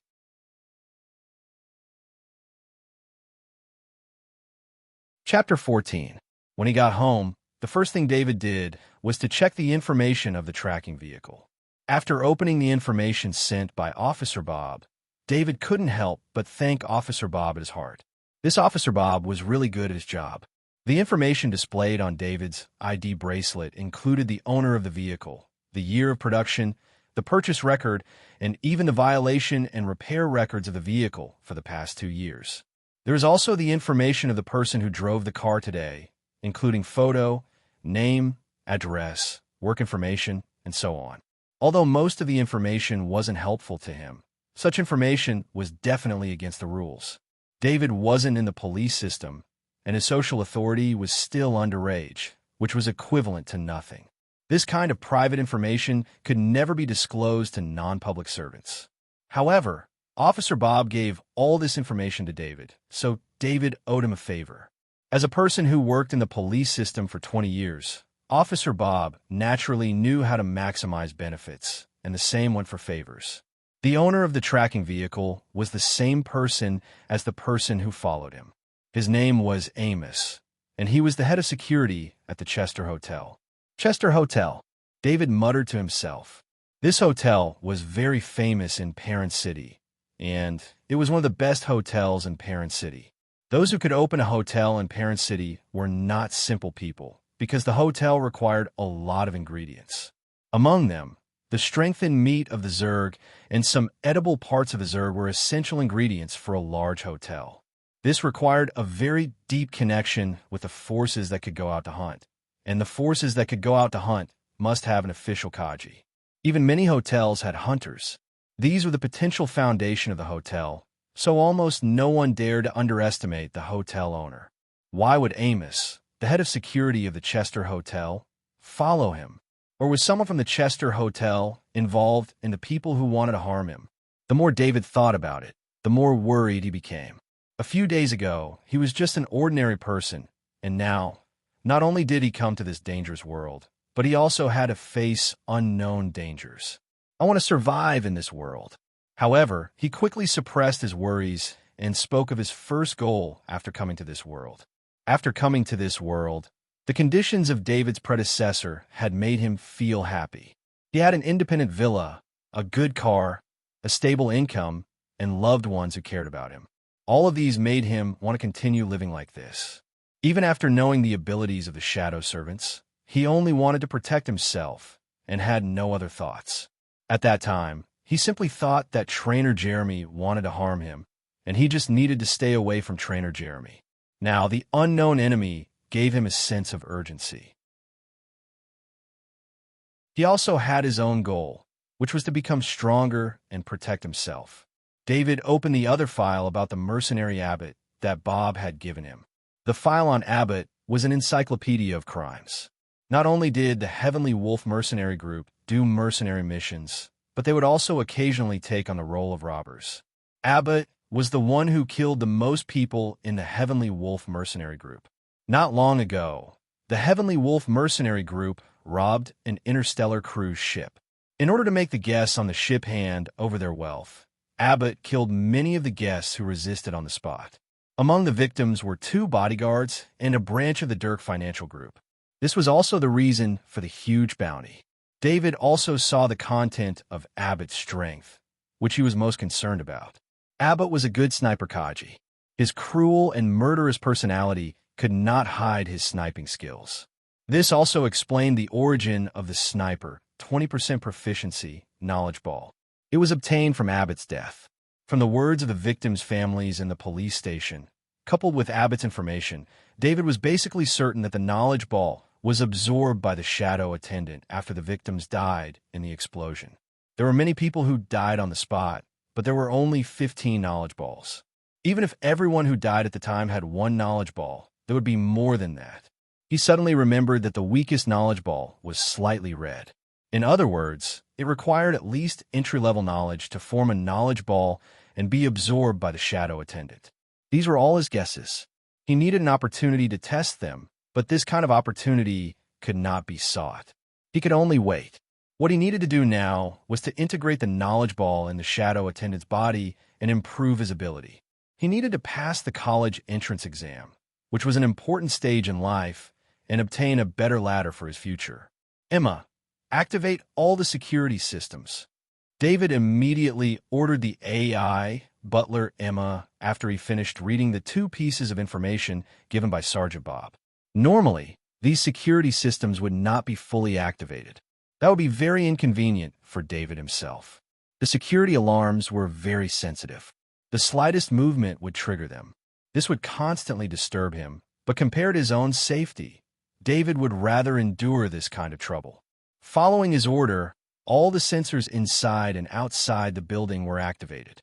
The AI butler Emma also put 50% of its computing power into analyzing all the information from his sensors.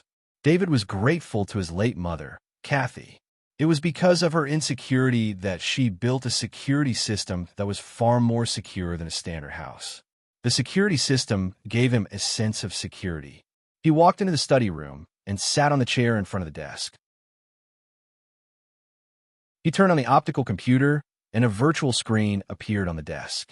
Although his knowledge of literature had reached 69% entry level, it was all in his memory. He needed to verify his current level of knowledge to be able to compare the 69% entry-level level. He pulled out a literature exam paper that he had never done before from the optical computer. He set the standard exam time and began to answer the paper. This set of college entrance exam papers from a few years ago didn't seem to pose much difficulty to David. He was able to answer most of the questions with ease. It only took him 1.5 hours to answer all the questions. This was half an hour earlier than the normal exam time. He selected the automatic marking of the exam paper and handed it to the optical computer to determine the results. Soon, he saw his score, 125 points. Compared to the full score of 150 points on the test paper, the error rate was not low. But as long as he compared it to David's classmates, he knew that 125 points was definitely within the top 5 of the class. Before this, his literature was only one of the medium deviations in the class. He was lucky to be able to get 90 points. He judged this score. With his current progress of 69% entry level, he speculated that if he reached 100% entry level, he should be able to reach the top of the class and even the school. This meant that most of the ordinary high school students could reach the entry level. Once he reached the proficiency level, he would definitely be at the level of a genius. According to the knowledge of the shadow attendant, his literature and mathematics subjects could reach the proficiency level without a problem. His comprehensive subjects could only reach the entry-level level at most. He just did not know if this level of knowledge was enough to get into non-university. Compared to this knowledge, David paid more attention to physical skills, heavy axe mastery, and sniping. Although physical skills could not reach the proficiency level after absorbing all the knowledge of the light balls, he knew that his understanding of physical skills was different now. At least in this aspect, he had the potential to be a genius. Coupled with the 2 knowledge light balls, he was confident that he could reach the proficiency level through his own efforts. Heavy axe mastery, 33% entry level. Knowledge light ball was the best choice to replace his long sword mastery, 5% entry level. He did not understand why his predecessor gave up heavy weapons and chose long swords. His predecessor liked long swords. But now David thought that long swords were a bit flashy because the school had always encouraged students to learn heavy weapons as much as possible. This was helpful to becoming a Kaji. After all, Kaji's opponents were Zergs most of the time. Only heavy weapons could better fight Zergs.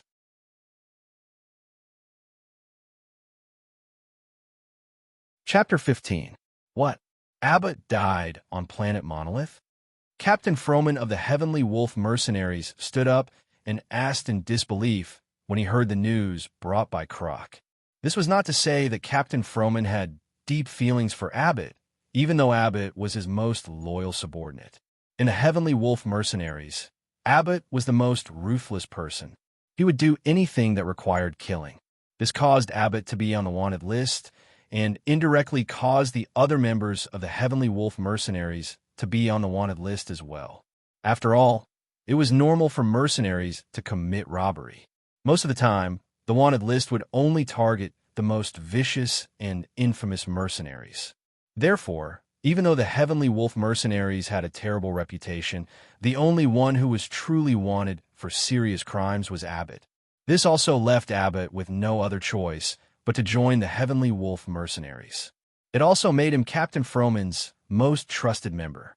It was not easy to find a mercenary who could take the bullet. Most of the time, Abbott's name was enough to deter many people who wanted to resist. In addition, Abbott had some important authority in the Heavenly Wolf Mercenaries. The most important thing was that Abbott had the mercenaries' channels to sell their stolen goods. This was also a manifestation of Captain Froman's trust in Abbott. When Abbott left this time, he had brought some of the most valuable stolen goods he had obtained from the recent robberies to sell. After selling those stolen goods, Abbott did not return to the mercenary group directly. Instead, he went to planet Monolith to relax. He did not expect such a remote planet to cause Abbott's downfall. "Captain, this is the information I bought." The expressionless Croc sent a piece of information to Captain Froman's identity bracelet. "Are you sure the police didn't find the T3 at the scene?" Captain Froman looked at the information and quickly realized something. "Yes, I've already confirmed it." Croc nodded and said with certainty, "The T3 wouldn't have been destroyed by such an impact and explosion. It looks like someone took it away." Captain Froman's expression looked better as he said in a deep voice. As his most loyal subordinate, he naturally knew the location of Abbott's belongings. Due to Abbott's own reasons, all of his wealth was stored in an anonymous manner. As for the proceeds from selling stolen goods, in order not to be discovered by the Interstellar Federation, they were also accounted for in an anonymous manner. These riches were all stored in anonymous accounts. Only the corresponding AI chip could open these anonymous accounts and manage the riches within. As the sniper Kaji, Abbott had placed the chip inside the T3 sniper support device. Other than him who had studied the T3 sniper support device, very few people could open it, let alone discover the chip inside. If the police had already found the T3 sniper assistance device, then the chances of finding the T3 sniper assistance device were not high. After all, no matter how arrogant the Heavenly Wolf mercenary group was, they would not dare to attack a government department. However, since the T3 sniper support device was not in the hands of the police, the situation was different. "Looks like we'll have to make a trip to planet Monolith," Captain Froman said in a deep voice as he slammed his hand on the table. 4 days later, it was already 9 o'clock in the evening. David had just fused the last 2 light balls of comprehensive knowledge. His attribute panel now showed: name, David Kerpower, 2, 52, 1 dexterity, 1, 7, 1 physique, 2, 1, 1 spirit, 281 literature, 3% proficient, mathematics, 5% proficient, comprehensive, 51% beginner, physical skills, 35% beginner, longsword mastery, 5% beginner. Literature and mathematics had both reached proficiency. Physical skills had only improved by leaps and bounds in the first 2 days. It had risen to 35% beginner, but it had obviously slowed down in the last 2 days. In David's opinion, this should be the foundation that his predecessor had practiced for so many years. Under the effect of his stronger spirit, it had been completely stimulated, resulting in a rapid improvement. If he wanted to improve in the future, he would need a long time of practice to achieve it. David felt that his understanding of the 18 styles of physical skills had not disappeared. It was just that the understanding was too little each time, so it could not explode like before. In these 4 days, David had other gains. His strength had increased by 0.02, and his physique had increased by 0.1. Although the increase was not much, it was still the result of a few days. Especially with this attribute panel, he could clearly see his own growth. He believed that after fusing with the balls of physical skills knowledge, the improved physical skills would increase his strength even faster. Originally, David had wanted to wait a little longer and use his own practice to raise his physical skills to a higher level before fusing with the two balls of knowledge. However, the unknown danger forced him to increase his strength quickly. Even if he knew that fusing with the two balls of knowledge was not the best time, he could not wait any longer. These few days of fusing with the balls of knowledge had also confirmed his previous thoughts.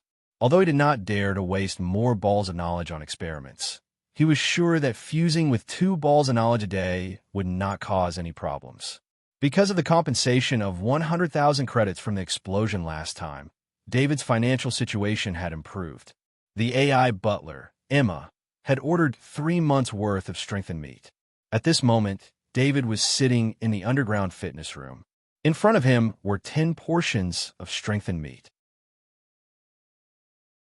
This was his preparation for fusing with the balls of knowledge. Recently, after practicing the 18 styles of physical skills, he would feel a strong sense of hunger. His body's needs were far greater than before. This was all within David's expectations. When school teachers taught the 18 styles of physical skills, they explained that as one's mastery of physical skills increased, the energy required would also increase. This was also the reason why many students from poor families were unable to improve their physical skills.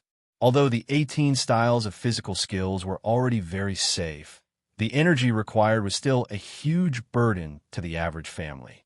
David's physical skills had increased from 10% to 35% in a short period of time. The change in energy requirements was even more obvious. He consumed 3 times as much energy as before. Fortunately, with the compensation from the police station, it was able to support his recent increase in the 18 styles of physical skills. Shadow attendant, transfer the ball of knowledge of physical skills, 70% beginner level, into my body. David placed his hand on the shadow attendant's shoulder and ordered. This time, it was different from the previous balls of knowledge. He didn't dare to be distracted. He wanted to be in the best condition to fuse with the balls of knowledge. For this reason, he didn't control the shadow attendant. Instead, he ordered the shadow attendant to complete the task. The ball of knowledge of physical skills, 70% beginner level, was like a red fireball. It flowed through David's arm and into his body. After that, he didn't even have time to look at his status panel. He entered the learning illusion brought by the ball of knowledge. Unlike the previous balls of knowledge, the ball of knowledge of physical skills, 70% beginner level, brought him into a body that was slowly performing the 18 styles of physical skills. There was no teaching process. He could directly experience the enlightenment of the 18 styles of physical skills. He didn't notice the changes in his muscles before. As the body in the illusion slowly comprehended the changes, the physical skills attribute on the status panel that he didn't notice was also rapidly increasing, starting from 35%, 40%, 50%, 60%, all the way to 99% before stopping. Although David only comprehended 70% beginner level of the 18 styles of physical skills in the illusion, when he woke up, his whole body was already drenched in sweat. Every muscle was involuntarily trembling. He took a few deep breaths before looking at the status panel in front of him. When he saw the body of knowledge of physical skills, 99% beginner level, he didn't even care about his body's fatigue. He jumped up, wanting to try out the 18 styles of physical skills, 99% beginner level. However, just as he was about to perform the first style, his body swayed. With his current condition, he couldn't complete the high requirements of the 18 styles of physical skills. Shaking his head, David sat back down on the ground. He opened the food box in front of him and put a piece of strengthened meat into his mouth. As he ate the strengthened meat, he thought about the second ball of knowledge that he was going to fuse. It seemed that reaching the proficient level of physical skills wouldn't be a big problem. After half an hour of rest, he once again ordered the shadow attendant to transfer the ball of knowledge of physical skills, 20% beginner level, into his body. David entered the same process. He was comprehending the 18 styles of physical skills in another body. However, from the beginning to the end of the 18 styles of physical skills, he didn't feel any new enlightenment. At most, he just strengthened some of the previous enlightenment. After he woke up, he immediately looked at the status panel in front of him. As expected, his physical skills were still at 99% beginner level. It didn't increase because of the fusion of the ball of knowledge of physical skills, 20% beginner level.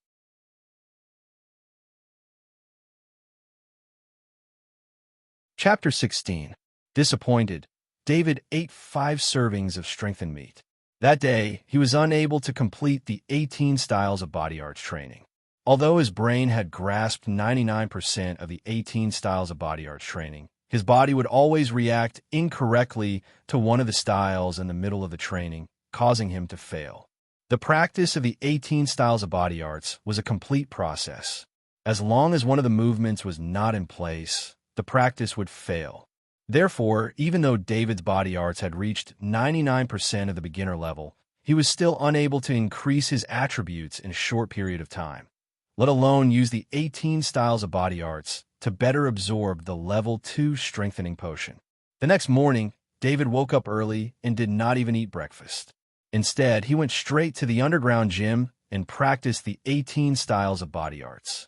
Last night, he had practiced the 18 styles of body arts to the 6th style.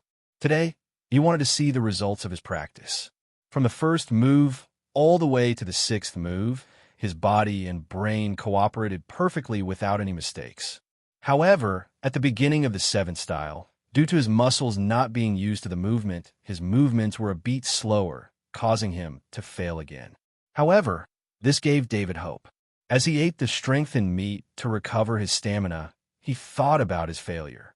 As long as he summarized the reasons for his failure and practiced more, then the theory in his brain and his body would work together perfectly. As long as he was given a few days, he was confident that he could truly grasp 99% of the beginner level of body arts. After absorbing the body arts ball of knowledge, he also knew that the body arts ball of knowledge was not like the body arts ball of knowledge that could be absorbed and used. Just as he was recovering his stamina, his bracelet received a video call request. With a thought, the shadow attendant in front of him turned into nothingness. "Father." David opened the video call and greeted his father, Hans. "David, take care of your body." Hans looked at David, who was sweating profusely, and said with concern, "I will take care." David felt his father's care and replied with a smile. "David, there's a government New Year's Eve party on the night of the 31st. I hope you can attend it." Hans told him the reason for the contact, his voice full of expectation. For a long time, his relationship with David hadn't been harmonious. Now that their relationship had finally improved, he couldn't wait to introduce some connections to David. David was almost an adult. In most political families, children as old as David were already involved in these activities. The government reception this time was also the biggest event in Parent City. Mayor Parent City and senior officials from various departments would be present. At the same time, it was also the best occasion for the younger generation to make connections. Especially at the banquet, the ladies of Parent City would also attend. For Hans, who had always been concerned about his son's love life, this was more important than introducing political connections. "Father, I will attend." David thought about it and did not refuse. He thought that this kind of party would not be dangerous. "That's great. I'll pick you up then. Remember to wear a suit." Hans was obviously in a good mood, as he reminded him with a smile.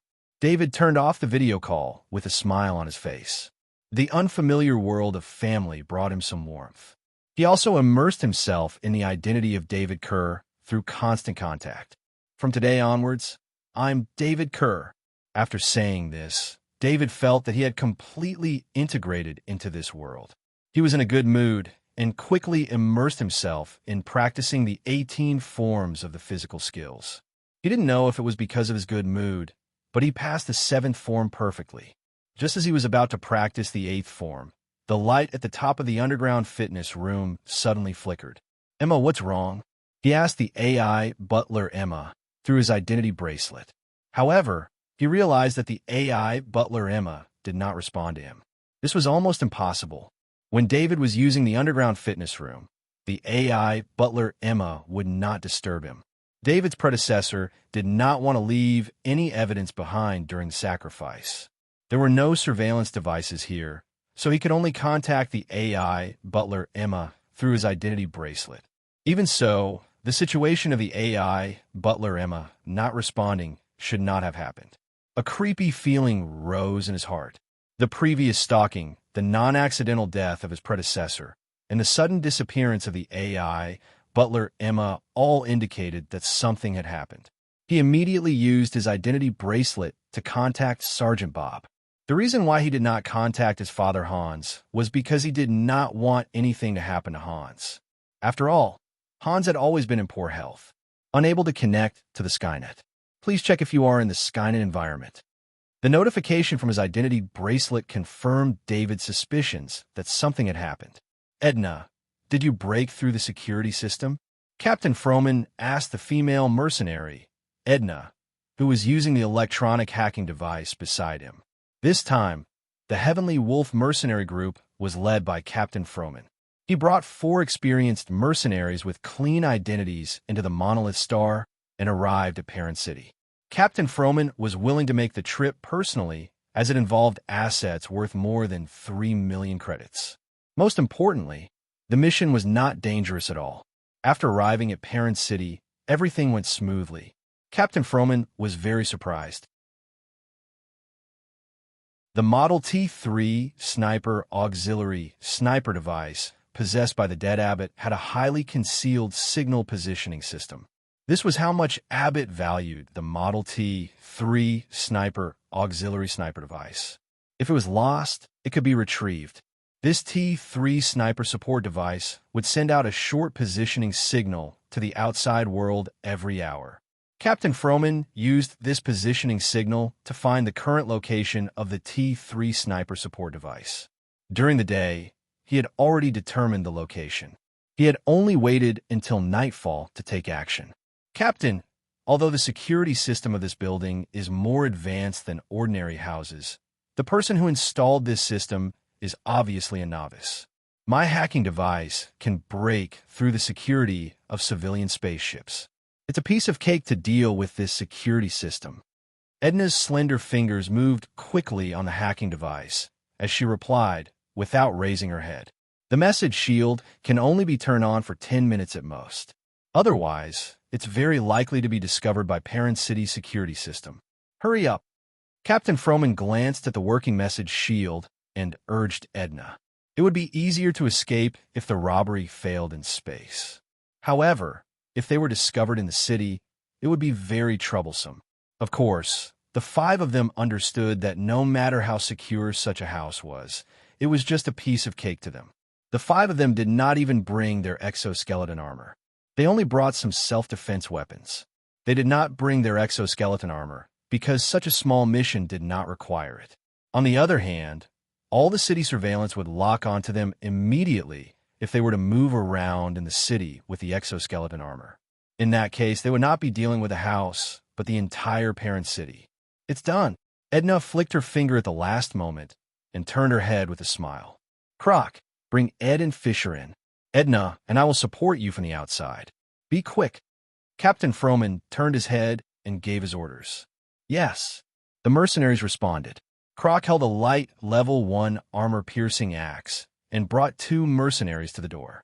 At that moment, the house's security system was completely shut down. Even the AI butler Emma was forcefully shut down. The entire house was completely defenseless. If it were a normal person, David's house would be difficult to break through even if there was no security system. However, the light level 1 armor-piercing axe in Croc's hand was a real weapon that could break through a level 1 Zerg shell. A weapon of such material could easily break through the house's steel alloy door. The light level 1 armor-piercing axe was like a hot knife cutting through butter. It cut through the steel alloy door silently and directly cut through the steel alloy door's door lock system. After that, Croc pushed lightly with his hand, and the steel alloy door that was incomparably secure was broken just like that. He used sign language to ask Ed to go to the second floor. He and Fisher split up on the left and right so that they could search the entire building faster.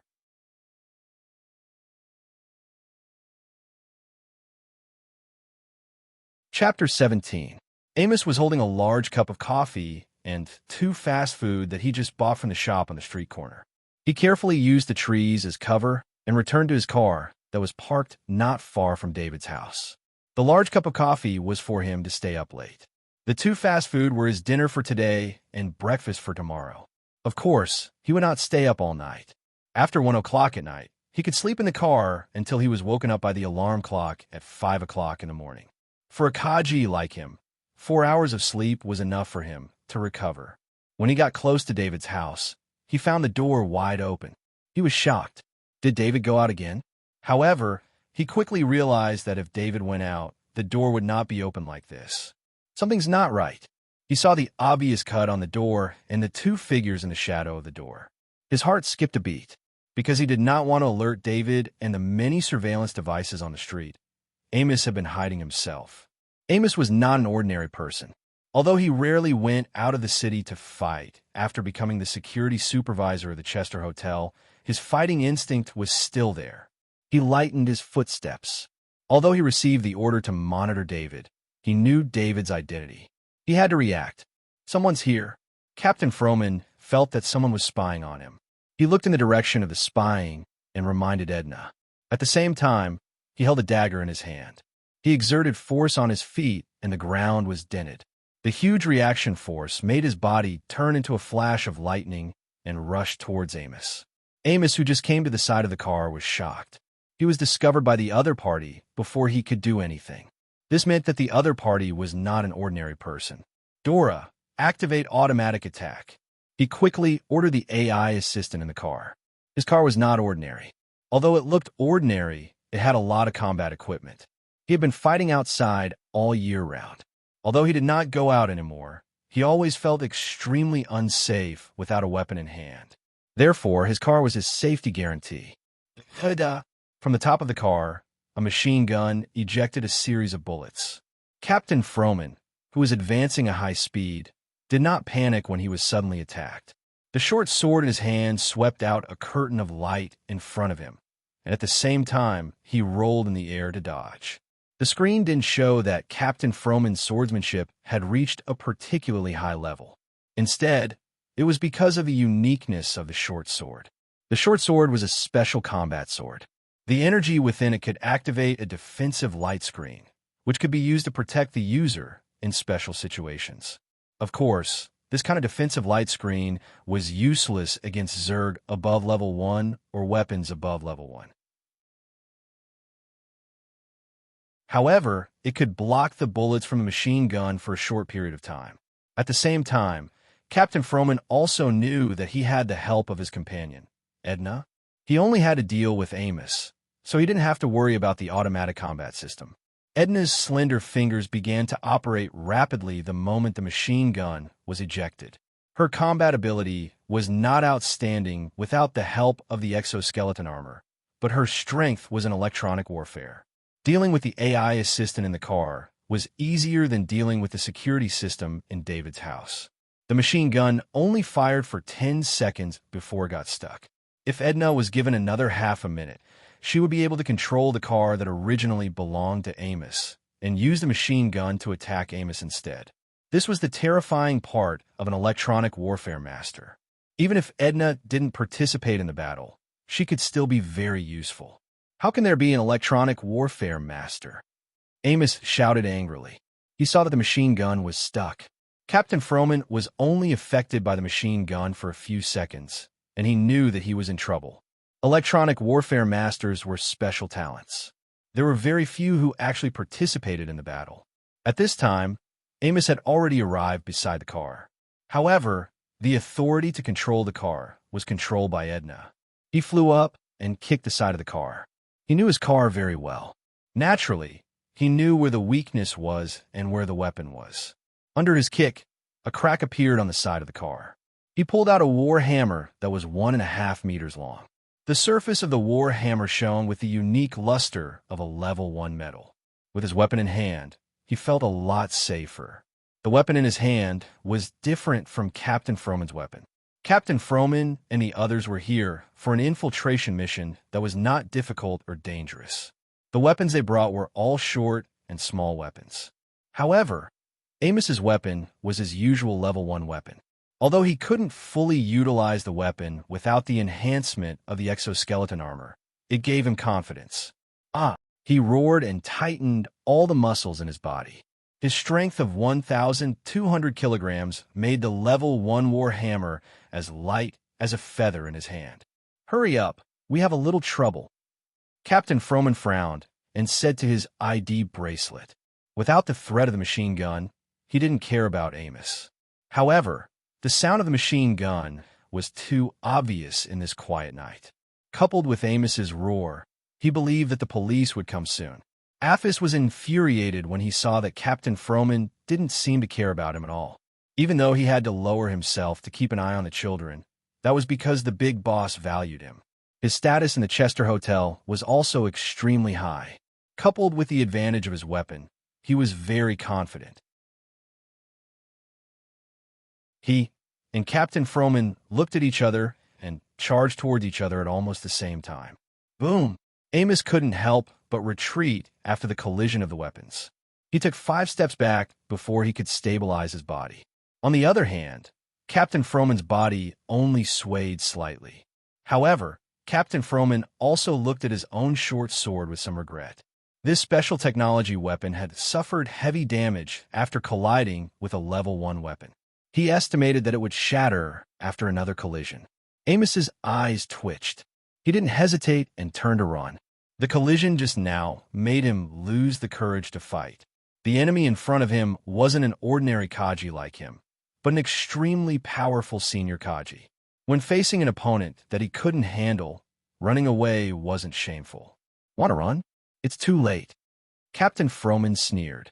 He exerted force on his feet again and approached Amos faster than Amos. At the same time, the machine gun on the car was controlled by Edna and automatically fired at Amos.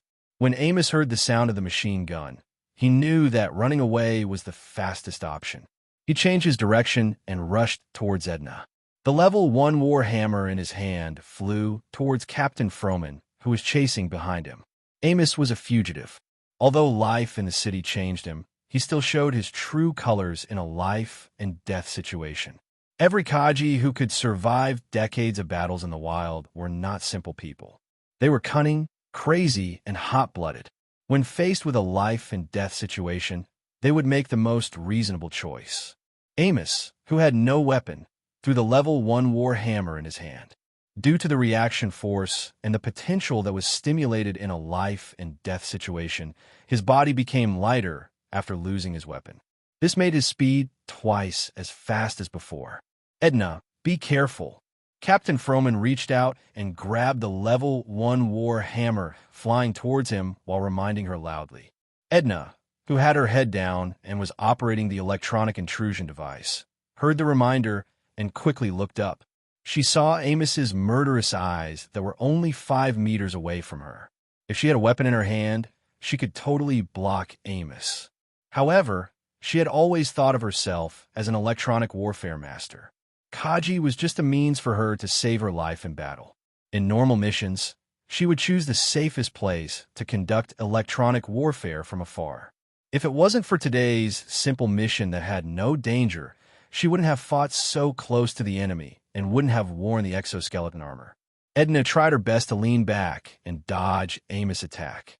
However, she underestimated the desperation of Akaji. Only by killing her could the machine gun stop firing. This made Amos have to kill her if he wanted to live.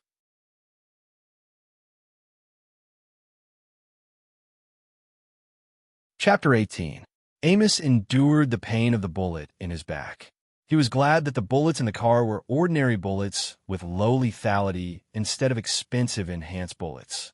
Under the effect of the machine gun, although the ordinary bullets broke through his skin and muscles, it was not enough to penetrate his strong muscles and hurt his internal organs. Of course, if there were more bullets, he would not be able to hold on. However, the machine gun's attack was about to end. His hand grabbed downwards. Edna's low-level evasion method could not escape his grasp. The moment he grabbed Edna, he shielded Edna behind him and ran in another direction. If the intelligent assistant Dora in the car was completely controlled by Edna, then the machine gun would automatically stop. This way, Amos would have a hostage in his hand to threaten Captain Froman to let him go. These were the best decisions that Amos made in an instant, but there were always accidents. His movements were too fast, and Edna did not fully control the intelligent assistant Dora in the car. She only forced the automatic tracking attack of the machine gun and locked onto Amos as the target.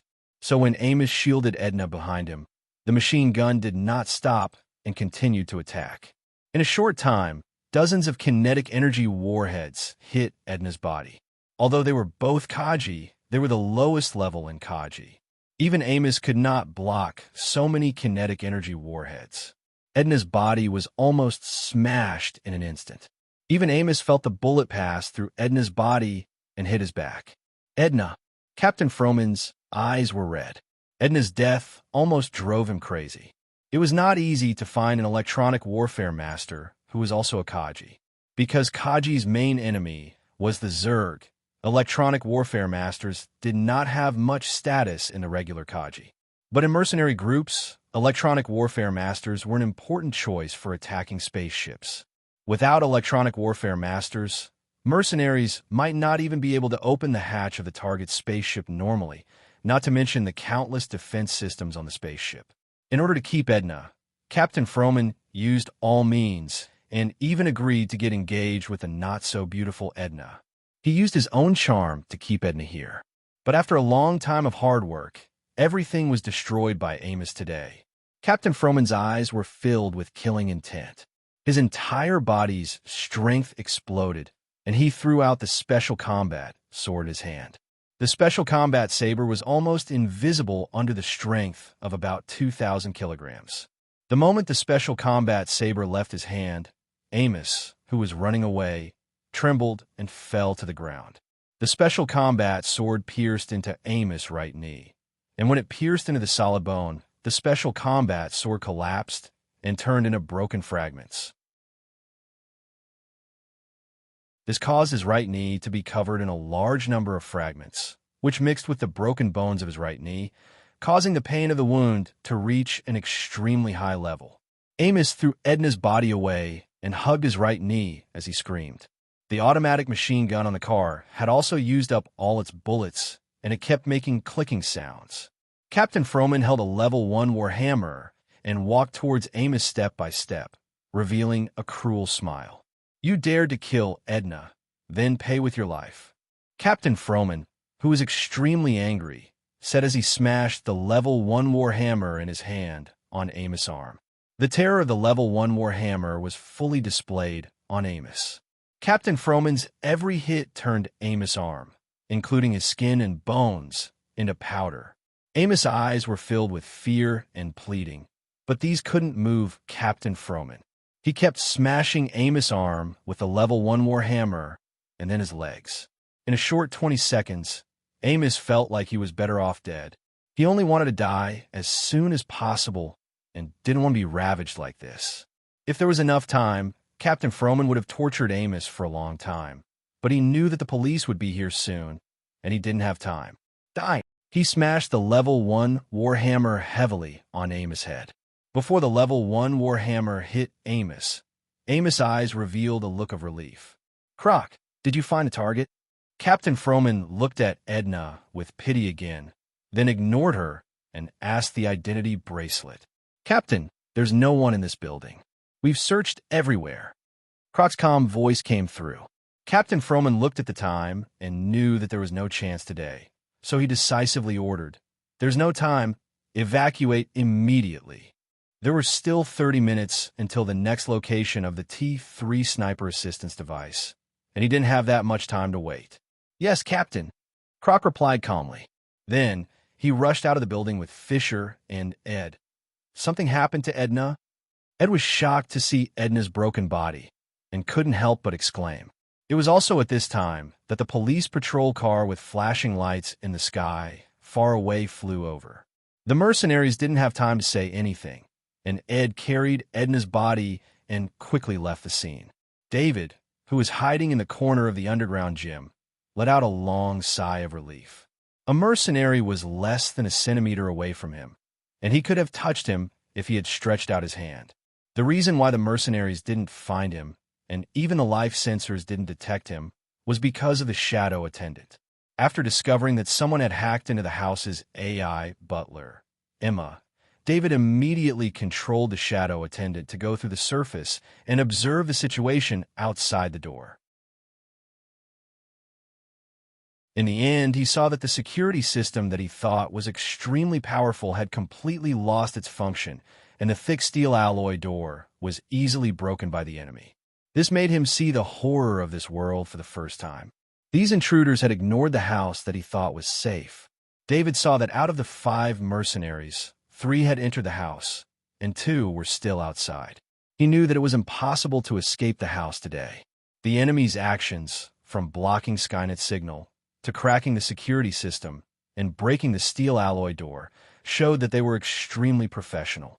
At the same time, other than the woman with the strange device in her hand, the others all used cold weapons, which made him even more shocked. In his memory, people with firearms weren't the scariest, because only Kaji would abandon firearms for cold weapons. From this point of view, it was unrealistic for him to resist. The only choice was to hide himself, and soon he thought of the shadow attendant's invisibility ability. He didn't know if the shadow attendant could hide him, but he had no other choice. So when the 3 mercenaries entered the house, he recalled the shadow attendant, found a corner in the underground gym, and tried to shrink his body as much as possible to reduce his size. The shadow attendant's body was almost the same size as David's body. Only when David reduced his body size could the shadow attendant completely hide him. Fortunately, David's body had been practicing the 18 styles of taijutsu, so every joint was bent to a great extent. He bent his body into a square in the corner. Then he connected to the shadow attendant and controlled the shadow attendant to wrap his body. Although he had this idea, he didn't know if the shadow attendant could completely wrap his body. Under his control, the shadow attendant flew to his body, and something unexpected happened. The shadow attendant's body began to transform from its human form, covering the outside of his body like a liquid. Even the part of his body that was in contact with the ground, the shadow attendant went through the ground to maintain full coverage of his body. The 3 mercenaries searched very quickly. They probably did this kind of thing too often, and the entrance to the basement was discovered in a short time. David watched the mercenaries searching the underground gym through the shadow attendant's perspective. They were constantly scanning with the equipment in their hands. Even though the underground gym's furnishings were very simple and could be seen at a glance, the mercenaries still used the most rigorous standard search method. This mercenary was Croc. The equipment in his hands told him that there were no signs of life here, but just half an hour ago, the T3 sniper auxiliary equipment was here, but it also couldn't be found.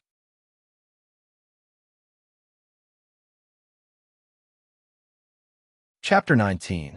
Croc once again activated another function of the instrument in his hand. A penetrating light wave shot out. If there was a secret room or a safe here, it would not be able to hide from this inspection. David saw the instrument in Croc's hand through the shadow attendant's eyes. As the instrument turned, it aimed at the corner where the shadow attendant was hiding. David's heart tightened. However, he soon realized that his worries were unnecessary. Croc turned away from the shadow attendant without any pause. It seemed that the instrument did not discover the shadow attendant at all, let alone him who was wrapped by the shadow attendant. After checking again, Croc was disappointed. This place was as clean as he saw it. However, his many years as a mercenary allowed him to perceive the difference in this underground fitness room. There was someone here not long ago. Although he could not see David now, the underground fitness room had the smell of David's sweat after practicing the 18 styles of body arts for a day. In this sealed environment, Croc could judge how long the smell had existed with his experience. This was also the reason why he wanted to find a secret room or some other passage. It was impossible for the person here to suddenly disappear. There must be something he did not know. In fact, if David used his own eyes to observe Croc, no matter how well he hid, he would have attracted Croc's attention. He would have been discovered long ago. This was the intuition of the battle-hardened Kaji, especially in a quiet environment. This intuition was even more obvious. However, the shadow attendant was a special existence. Its eyes had been watching Croc's every move, but it did not attract Croc's attention. Due to the unexpected appearance of Amos, who was monitoring David, disrupting the plan of the Heavenly Wolf Mercenary Corps, Croc immediately put away the instrument after receiving Leader Froman's order. Before leaving the underground fitness room, he still glanced at the empty room with some reluctance, then quickly left. Through the shadow attendant's perception, David found that the danger was quickly leaving. He could not help but breathe a sigh of relief. At the most dangerous moment, he discovered another ability of the shadow attendant. However, he did not want to use this method to discover the shadow attendant's ability. His heart could not take it. He didn't move his body. Instead, he let the shadow attendant fly out. First, he checked the situation outside the underground gym to see if anyone was still there. Outside the underground gym was a passageway illuminated by the ceiling lights. The passageway was less than 5 meters long. After that, the passageway changed from a metal passageway to a transparent one made of glass. The glass passageway was suspended in the air. Around the glass passageway and below it, there were as many as 5 floors of vegetable cultivation bases with an area estimated to be at least 1,000 square meters. It was obvious at a glance whether there was anyone there or not. After confirming that there was no one there, the shadow attendant flew up and went through the ground to the surface. David used the shadow attendant's vision to see 4 mercenaries about to leave. One of them was carrying a broken body. It was the only female mercenary. As soon as the shadow attendant appeared, an illusory shadow flew out of the female mercenary's corpse and entered the shadow attendant's body. Then, another illusory shadow flew into the shadow attendant's body. It was from the broken body of Amos that fell on the ground. Although David was hiding in the underground gym before, he did not know what had just happened. At this moment, he could see that Amos, who was monitoring him, had somehow fought with the enemy who invaded his house. He was only happy that both sides were injured. What he was most concerned about was the 2 illusory figures that were absorbed by the shadow attendant. This was the first time he clearly saw the shadow attendant absorbing souls from a corpse. Although more people died in the bookstore last time, when he walked out, the shadow attendant had already finished the absorption process. The mercenaries retreated and the police patrol car approached. David knew that he was finally safe. At this moment, he saw an item that looked like a notebook on the ground. He remembered very clearly that this item was in the hands of the female mercenary. David did not know who these people were, but he was sure that they were not on the same side as the people who wanted to kill him. Otherwise, they would not have fought with Amos, who was monitoring him. Perhaps the reason could be found from this item. This was also the only item left behind by these people. Although the shadow attendant could not pick up such a heavy item, it was very easy to hide it. Just like how it hid David's body, the shadow attendant flew to the item and wrapped it up. Quick call for reinforcements. A police officer saw the body on the ground, the continuous machine gun that was still empty on the top of the car, and the traces of battle that looked like an explosion scene. He immediately shouted. The police officer saw the traces of battle here. Kaji was involved in the battle, and it was beyond his authority to manage. A minute later, a larger police transport plane appeared. 4 Kaji in exoskeleton armor jumped down from it, and the rest of the police began to seal off the scene. David clearly saw the most powerful Kaji in his memory through the shadow attendant's vision. Kaji in exoskeleton armor was Kaji's strongest state. Since the first armor appeared, the Interstellar Federation had undergone thousands of years of reform before it finalized the final form of exoskeleton armor today. From the initial cumbersome mech to the fully intelligent robot to the exoskeleton armor controlled by Kaji, these were all changes due to the emergence of a Zerg. Those original designs lost their effect in the face of the Zerg. Only the exoskeleton armor, which completely used Kaji's strength and amplified the armor, finally dominated the ground battlefield. The speed and fighting style of the Zerg determined Kaji's fighting style. Only with enough speed could one deal with the Zerg, and only with weapons that could break through the Zerg's shell could one kill them. Kaji's weapons were all grade 1 and above. If these materials were made into weapons that could be used to heat the Zerg, the cost of the bullets would be enough to make any organization suffer a huge loss. This was because these grade 1 and above bullets were far more valuable than killing the Zerg. This was related to the tenacity of the Zerg's life force. The damage caused by kinetic energy bullets was too small to be fatal. Only when the value of the bullets was ignored would a large number of grade 1 and above bullets be used. Of course, there were exceptions. This was the special existence of the Kaji, the Sniper Kaji. The Sniper Kaji's existence was to maximize the damage of the bullets and reduce the consumption of the bullets by accurately hitting the vital points. Now, there were 4 Kaji. Kaji with a shield was the defensive Kaji, Kaji with 2 swords was the offensive Kaji, and 2 Kaji with heavy axes were the offensive Kaji. This was a standard Kaji combat team. As soon as Sergeant Bob's patrol car stopped, he jumped out of the car that was 2 meters above the ground and rushed to David's house. "David, it's great that you're okay." When he arrived at the door, he saw David, who had just come out of the basement. He immediately relaxed. "Sergeant Bob, thank you for coming in time." David naturally wouldn't reveal his hidden methods and only thanked him. "David, don't worry. We'll definitely find the murderer," Sergeant Bob promised David. Actually, even if he didn't say anything, the government would still pay attention to this matter. Although David was only a third-year high school student, he was the son of Nation Knight Hans. Attempting to kill the child of a Nation Knight had already crossed the government's bottom line. Nation Knight represented the heroes who returned from planet warring, heroes who had made great contributions. Almost every retired soldier who returned from Warstar would strike down anyone who offended the Kingdom Knight as hard as they could. In fact, in every department of the Interstellar Federation, retired soldiers who returned from planet warring were the backbone of the department. Planet Monolith was the same. David's predecessor had always underestimated the influence of Nation Knight. Even David, who had his predecessor's memories, didn't know this. "Sergeant Bob, can you not inform my father?" David didn't want to disturb his father, Hans's rest, so he asked softly. "David, there's no way that Deputy Director Hans doesn't know about this. The influence of this matter is too great." Sergeant Bob shook his head with a bitter smile.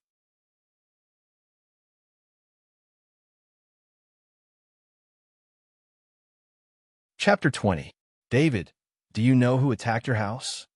After talking about private matters, Officer Bob turned on his ID bracelet and began his routine questioning. "I don't know. I was practicing my physical skills in the basement. After I realized that my ID bracelet couldn't connect to Skynet, I went into hiding," David answered simply. "I remember that your house has a security system. Was it turned on at the time?" Officer Bob continued to ask. "Officer Bob, I turn on all the security systems," David replied. "David, I'll ask you again if there's anything else." Officer Bob turned off his ID bracelet and continued. "The security system didn't work.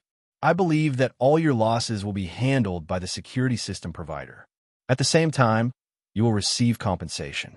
I'll try my best to get more compensation for you." Due to the special environment of Monolith, the insurance industry here was not very developed. Most insurance companies would not insure the houses here. Even if they were allowed to insure them, the amount of money they had to pay was extremely shocking. Therefore, when something happened to the houses here, most of them had to pay for part of it themselves. and the city would pay for the rest to be repaired or rebuilt. Officer Bob's solution was to use his power and Hans's influence as a national scholar to suppress the company. He believed that the security system could not protect the family of a national scholar, which would put the security system company in a very passive position. They might not even be able to accept many big orders in the future. Officer Bob, sorry for the trouble. Although David did not know the reason, he understood that Officer Bob was helping him, so he quickly thanked him. Officer Bob, this is the result of the preliminary investigation. A young policeman came to Officer Bob's side and passed him a piece of news. Officer Bob nodded to the young policeman and opened the results in front of David. David, it has been confirmed that Kaji was among the people who attacked you. Amos, the security manager of the Chester Hotel, died at the scene. Speaking of this, Officer Bob glanced at David. He was the one who provided the information that Amos was monitoring David. Who would have thought that such a Kaji would die here just like that? If it weren't for the traces of Kaji fighting at the scene and the fact that David could not get Kaji to serve him, he would have thought that David had killed him to silence him. From this preliminary investigation, I believe that the other party should have sent an electronic countermeasure team and many Kaji. From the way they act, there are traces of mercenaries. David, think about what you have that attracted these Kaji. Officer Bob continued to ask. I can't think of anything that would attract them. David thought about it carefully and shook his head. In fact, when he was thinking about it just now, he thought of the T-3 sniper assistance equipment. This was the only item that he had obtained by accident recently. If it wasn't this item, then it could only be because of his predecessor. But his predecessor rarely interacted with people, and only the sacrifice manual was special. But Trainer Jeremy would not do something like self-destruct and bring huge trouble to himself. I will apply for Skynet to pay special attention to the safety of your house. I will inform you if there are any new developments in the investigation. Officer Bob saw that the investigation was over and ended the conversation. During this period, the four Kaji did not approach the scene. They just stood aside with an aloof attitude. Amos's body and his car were taken away. The traces of the battle on the ground were also repaired after being recorded. Some bloodstains and weapon fragments were also collected. When the police left, there was almost no difference except for the destroyed steel metal gate. David looked around and saw that there was no one around. He quickly walked to the place where the shadow attendant was hiding. He picked up the item that the shadow attendant hid and returned home. David was not worried about his safety after the police left. The special attention of Skynet was countless times safer than other security measures. If anyone came to cause trouble at this time, there would not be the police, but multiple interceptor drones that would appear and launch a lock-on attack. Kaji, who did not have long-range attacks, would not be able to deal with such an attack. Not to mention, after being locked on by the interceptor drones, their identity would automatically be placed on the wanted list. David closed the broken gate. The lock was broken, so the gate could only be repaired tomorrow. There were also many places in the house that were damaged. These mercenaries were not kind people. The way they searched was extremely rough. The most important thing was that the AI butler, Emma, did not respond. This made David very worried. Although Emma was just an AI butler, whether it was in the memory of his predecessor or himself, Emma was a member of the family. However, when he came in front of the AI butler, Emma, he did not know how to operate it. His ID bracelet showed that there was a video call request. It was from his father, Hans. Father, sorry to disturb you, David said helplessly to Hans, who was driving in the video call. I'll be there in a while. Pack up and live with me. Hans looked haggard as he said in a low voice, Father, I won't leave home. David's brain didn't even think before he blurted out the words. This was the obsession left in the memory of his predecessor. Previously, when David and Hans tried to improve their relationship, it did not trigger this obsession. However, when he was asked to leave home to live with his father and stepmother, this obsession was triggered. Hearing the determination in David's voice, Hans did not say anything for a while. I'm here. After a moment of silence, he said and ended the video call. David opened the door and saw Hans walking down from the hovercraft. "David, you can stay if you want. I've already contacted the maintenance team. They're on their way. They'll fix the house," Hans said immediately when he saw David. He respected this child who had accepted him again. At the same time, he used his connections to strengthen the security of this area. Unless there was a public attack, there would not be another sneak-in like today. After that, David did not have to worry about anything.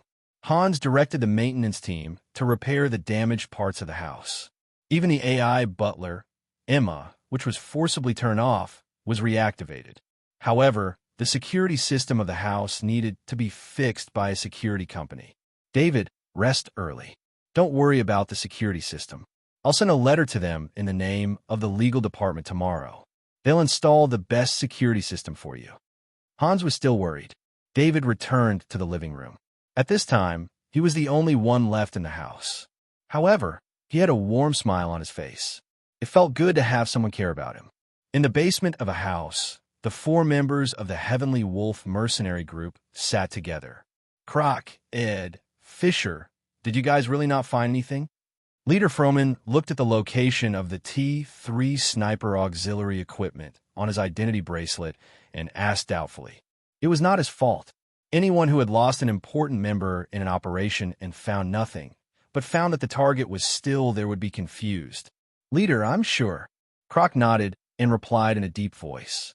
"Now, do we continue to stay or leave the monolith star and give up on the operation?"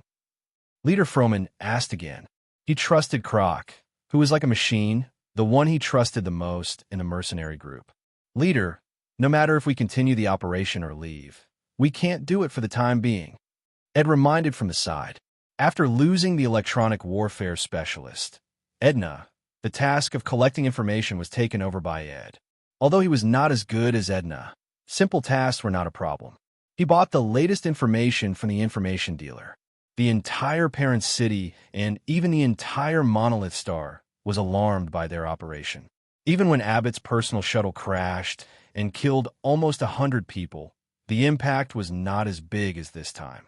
Abbott's action last time could be considered an accident, but this time, their operation was a targeted attack. Most importantly, their target was the child of the National Knight title holder. This caused a chain reaction in this operation. There were as many as 10 interceptor UAVs hovering above Parent City alone. If anyone dared to fly without permission during this period of time, the only thing waiting for them will be the death of the UAVs.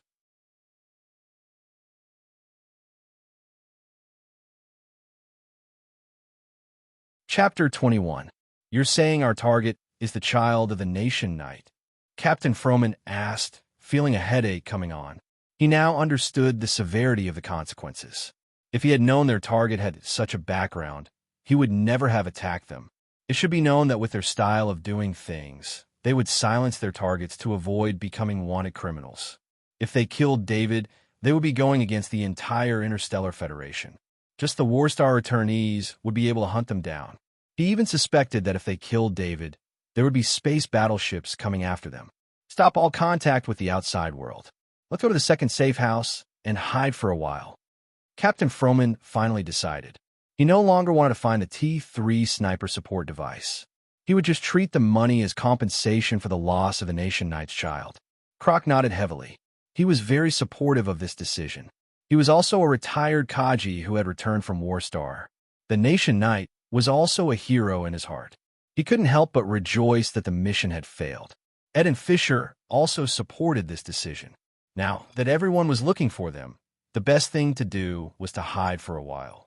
Not long after the 4 Heavenly Wolf mercenaries left, 8 Kaji surrounded the building. Information about the Heavenly Wolf mercenaries was extremely valuable. Those information dealers wouldn't let go of this chance to make a fortune. In reality, the situation was even more serious than Captain Froman thought. They had entered Planet Monolith through proper procedures, so they were quickly found. Earlier, when Abbott crashed into nearly 100 people, it was interpreted as an attack on the child of the Nation Knight, David. They didn't even care why Abbott would drive a powerless personal shuttle to attack a third-year high school student he didn't know. In any case, The Heavenly Wolf mercenaries were labeled as such. Every member of the Heavenly Wolf mercenaries was found out. Every member was lucky enough to become a wanted criminal, and a highly wanted one at that. David pressed his hand on the shadow attendant's shoulder. A familiar energy flowed from the shadow attendant into his body, making him moan involuntarily. This was a refreshing feeling to his soul. Perhaps it was because the energy this time wasn't as large as the last time, so he didn't fall asleep. Instead, he could clearly feel the energy. When the comfortable feeling was over, he felt as if his brain had been washed by water, and he felt refreshed. "Show me my stats," he ordered the shadow attendant. Soon, his current attributes panel appeared in front of him. Name, David Kerpower. 2. 52 1 Dexterity. 1. 7 1 Physique. 211 Spirit. 3. 0 1 Literature. 3% proficient. Mathematics. 5% proficient. General. 51% beginner. Physical skills. 99% beginner. Longsword mastery. 5% beginner. His spirit had increased by 0. 2.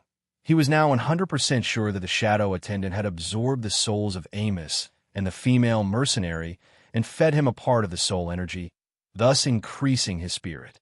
He didn't know what the spirit attribute was for, but he knew that it was good for him, and that was to speed up his learning. Let's see how many knowledge orbs Amos and the female mercenary brought me. David was very curious and muttered to himself. He had always wanted to do experiments to confirm some of his conjectures, but the shadow attendant needed to absorb souls to get the knowledge orbs. Where could he find the bodies that had just died? Although it was dangerous today, 2 good souls were sent. At least he was sure that Amos was a Kaji, and the female mercenary was able to become an interstellar mercenary, so she wasn't someone who was useless. He perceived an orange and a yellow knowledge orb in the shadow attendant's body. He couldn't help but feel refreshed. There were more advanced knowledge orbs than orange. Orange represented proficiency, so what was above proficiency? Warhammer Mastery, 82% proficiency. Electronic countermeasure, 98% proficiency. David's eyes widened. A knowledge orb with 98% proficiency in electronic countermeasure was beyond his imagination. Even Kaji and Amos Warhammer Mastery was only 82% proficiency, but the female mercenary's electronic countermeasure had reached an incredible 98% proficiency. If the female mercenary was given some time, maybe she could break through proficiency and enter a higher level. What a pity if David just said the beginning and couldn't help but laugh at himself for being too greedy. The level that others could only reach in their lifetime was within his reach.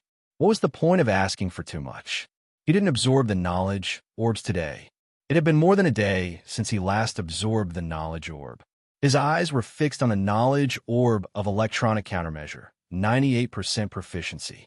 This was pure knowledge and wouldn't trigger a physical reaction. Originally, he wanted to fuse the knowledge orb of heavy axe mastery, 33% entry, but he didn't even have a heavy axe. Even if he learned heavy axe mastery, he couldn't practice it for a while.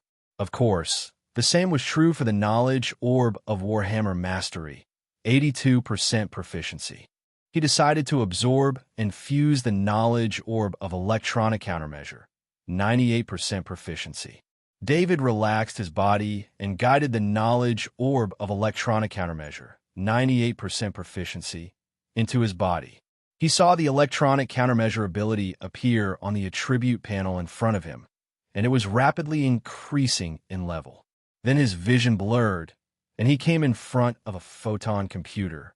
He pressed his hand on the photon computer and kept tapping. Large chunks of code were quickly typed out, and he understood the meaning of these codes at the same time. The process of coding lasted for a long time. Various coding languages were used, and various techniques were applied. Just when he stopped tapping, he thought the illusion was about to end, but he was just changed to another scene and appeared in front of the console. Instruments appeared on the console. Every time these instruments appeared, they automatically disintegrated in front of him. The structure of the instrument and various related knowledge also entered his brain. Some of them were for military use, while others were for civilian use. He even appeared in the spaceship later, but he appeared in front of the photon computer in the main control room. Another large wave of knowledge poured into his brain. When the last wave of knowledge entered his brain, David walked out of the illusion and fell asleep on the ground with his head tilted to one side.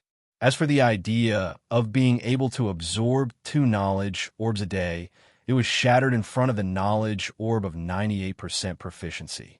In fact, if David's spirit had not reached 3.0, this influx of knowledge alone would be enough to make an ordinary person sleep for a few days. He wouldn't even be able to absorb all the knowledge of 98% proficiency. The electronic countermeasure Master Edna's knowledge of electronic countermeasure was not that simple. The ability of an electronic countermeasure master that the Heavenly Wolf mercenary group's leader, Froman, had to be top-notch among electronic countermeasure masters. Edna was a genius in electronic countermeasure, and with the full support of the Heavenly Wolf mercenary group, she was able to reach such a level. This massive amount of knowledge was absorbed and integrated by David in a short period of time. Perhaps only the legendary gods of the great world of God had such means. The ability of David's shadow attendant had long surpassed the concept of a shadow attendant, becoming another mysterious existence. David, who was involved in this, did not know this. Although he knew that the shadow attendant was special, it was only mentioned in the sacrificial manual that caused the death of his predecessor. Its credibility was not worthy of his trust. The next morning, when David woke up, he found himself sleeping on the floor. He could not help but recall what happened yesterday.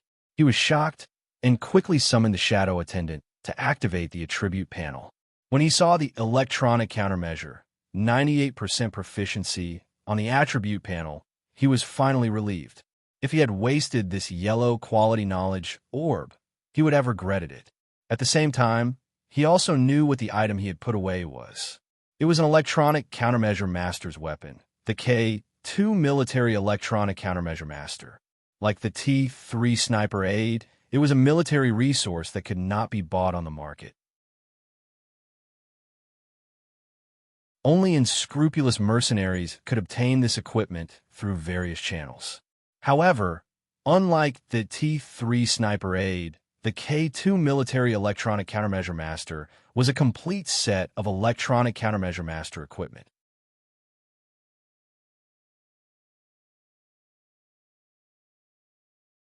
Chapter 22.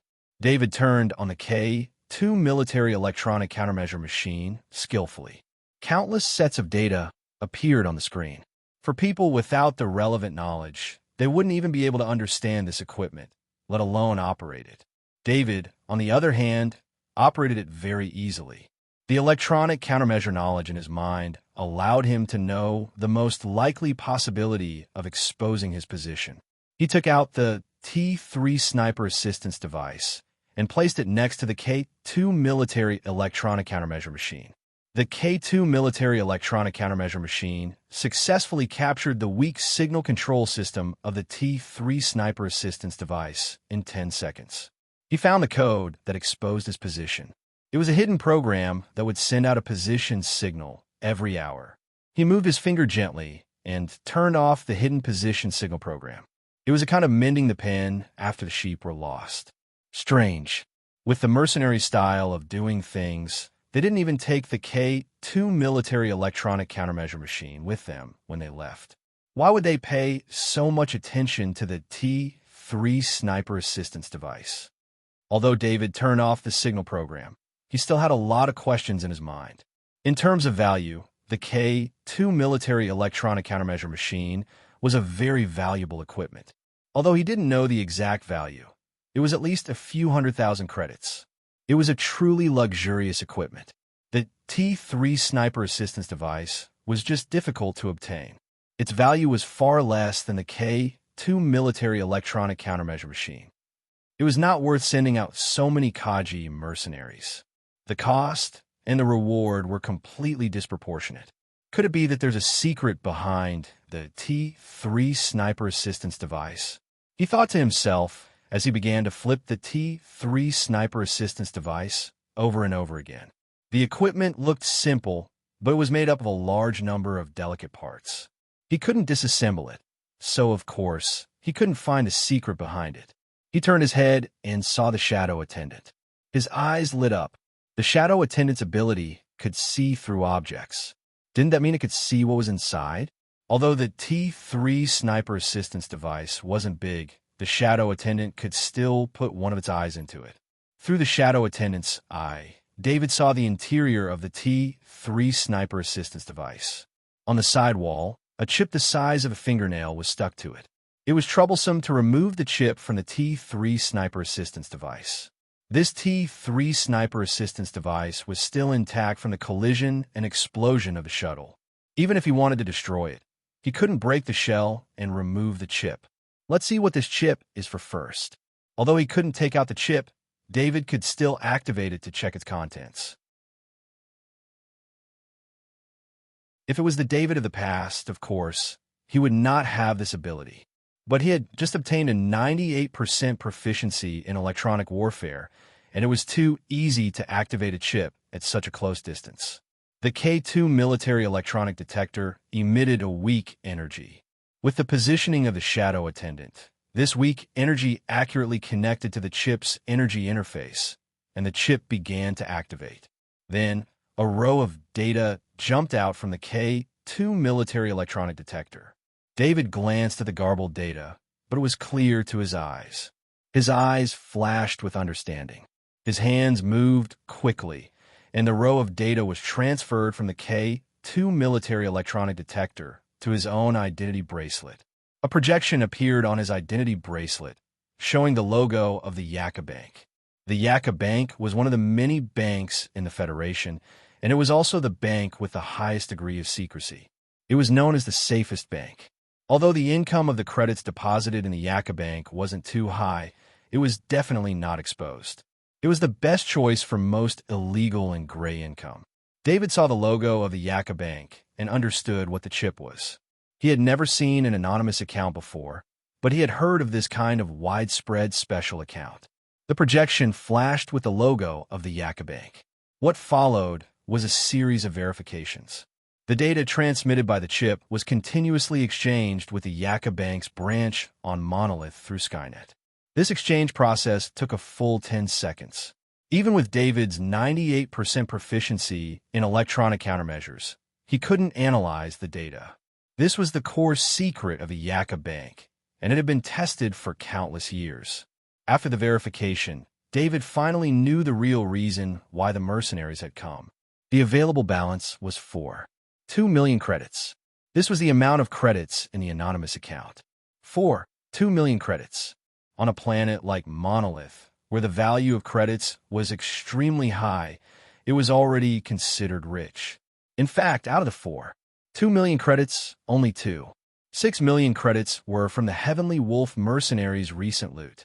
The rest were from the private savings of the deceased abbot. Looking at the amount of credits in the account, David's heart was burning. If he didn't get into a good university and stayed in Parent City to work, he wouldn't have been able to save up so many credits.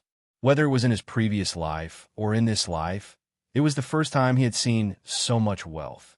He took a few deep breaths to calm himself down. He didn't transfer the credits in the account to his identity bracelet. This kind of unknown income would cause unnecessary trouble. Besides, the chip was now in his hands. As long as others couldn't get the chip, they wouldn't be able to open this anonymous account. This anonymous account had become his private account. If he wanted to use credits, he could use this huge amount of credits at any time. He put the T3 sniper assistance device into his pocket. This thing's current value was more than 2 million credits. After being stimulated by this and what happened last night, his mind couldn't calm down. Based on the 2 people who died last night, he began to analyze the shadow attendant's ability. First of all, as a Kaji, Amos definitely wouldn't only have one ability.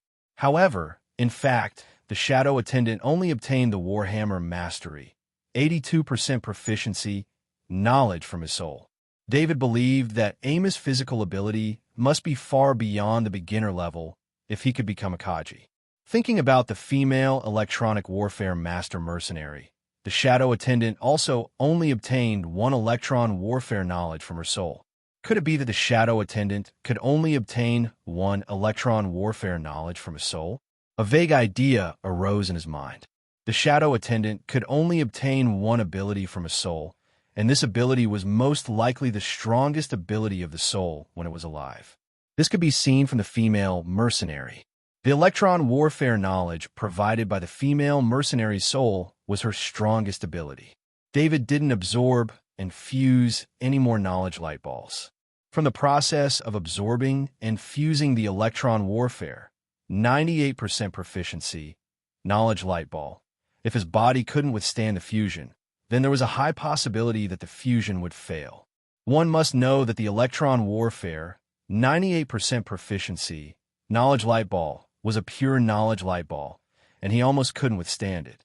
The remaining knowledge light balls were all battle-type knowledge light balls, and the possibility of the fusion failing was even higher. He began to practice the 18 styles of body arts. He had a feeling that if he could practice all 18 styles of body arts from the beginning to the end, then he would break through to the beginner level of body arts. This feeling was very strong. Although this kind of practice wouldn't increase his attributes due to incomplete practice, he still practiced like a madman. The 3 months' worth of strength and meat he bought were also rapidly depleting, but he didn't care about this consumption anymore. A large amount of wealth was enough to support this kind of practice. The plan he made for himself was to raise his body arts to the proficient level, then use the 18 styles of body arts to perfectly absorb the bottle of level 2 strengthening potion. Although the effect of the level 2 strengthening potion was good, it also depended on the person's ability to absorb it. The stronger the body arts, the better the absorption effect of the level 2 strengthening potion. Only after absorbing the level 2 strengthening potion and increasing his physical attributes did he have the confidence not to waste the remaining 3 knowledge light balls.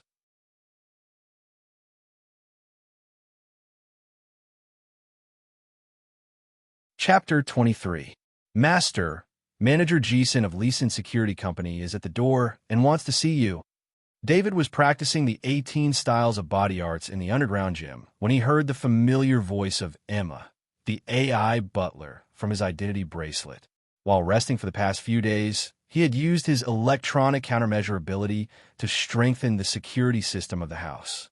With the ability of electronic countermeasure, the security system of the house was full of holes. It was no wonder that the female mercenary had easily destroyed the security system that day. David did not want to meet Manager Jason at first. He no longer needed the security company to rebuild the security system. However, considering the possible compensation from Leeson Security Company, he decided to meet him. In the living room of the house, Manager Jason moved his fat body anxiously. The soft high-end sofa did not make him feel good. He glanced at the beautiful secretary sitting beside him.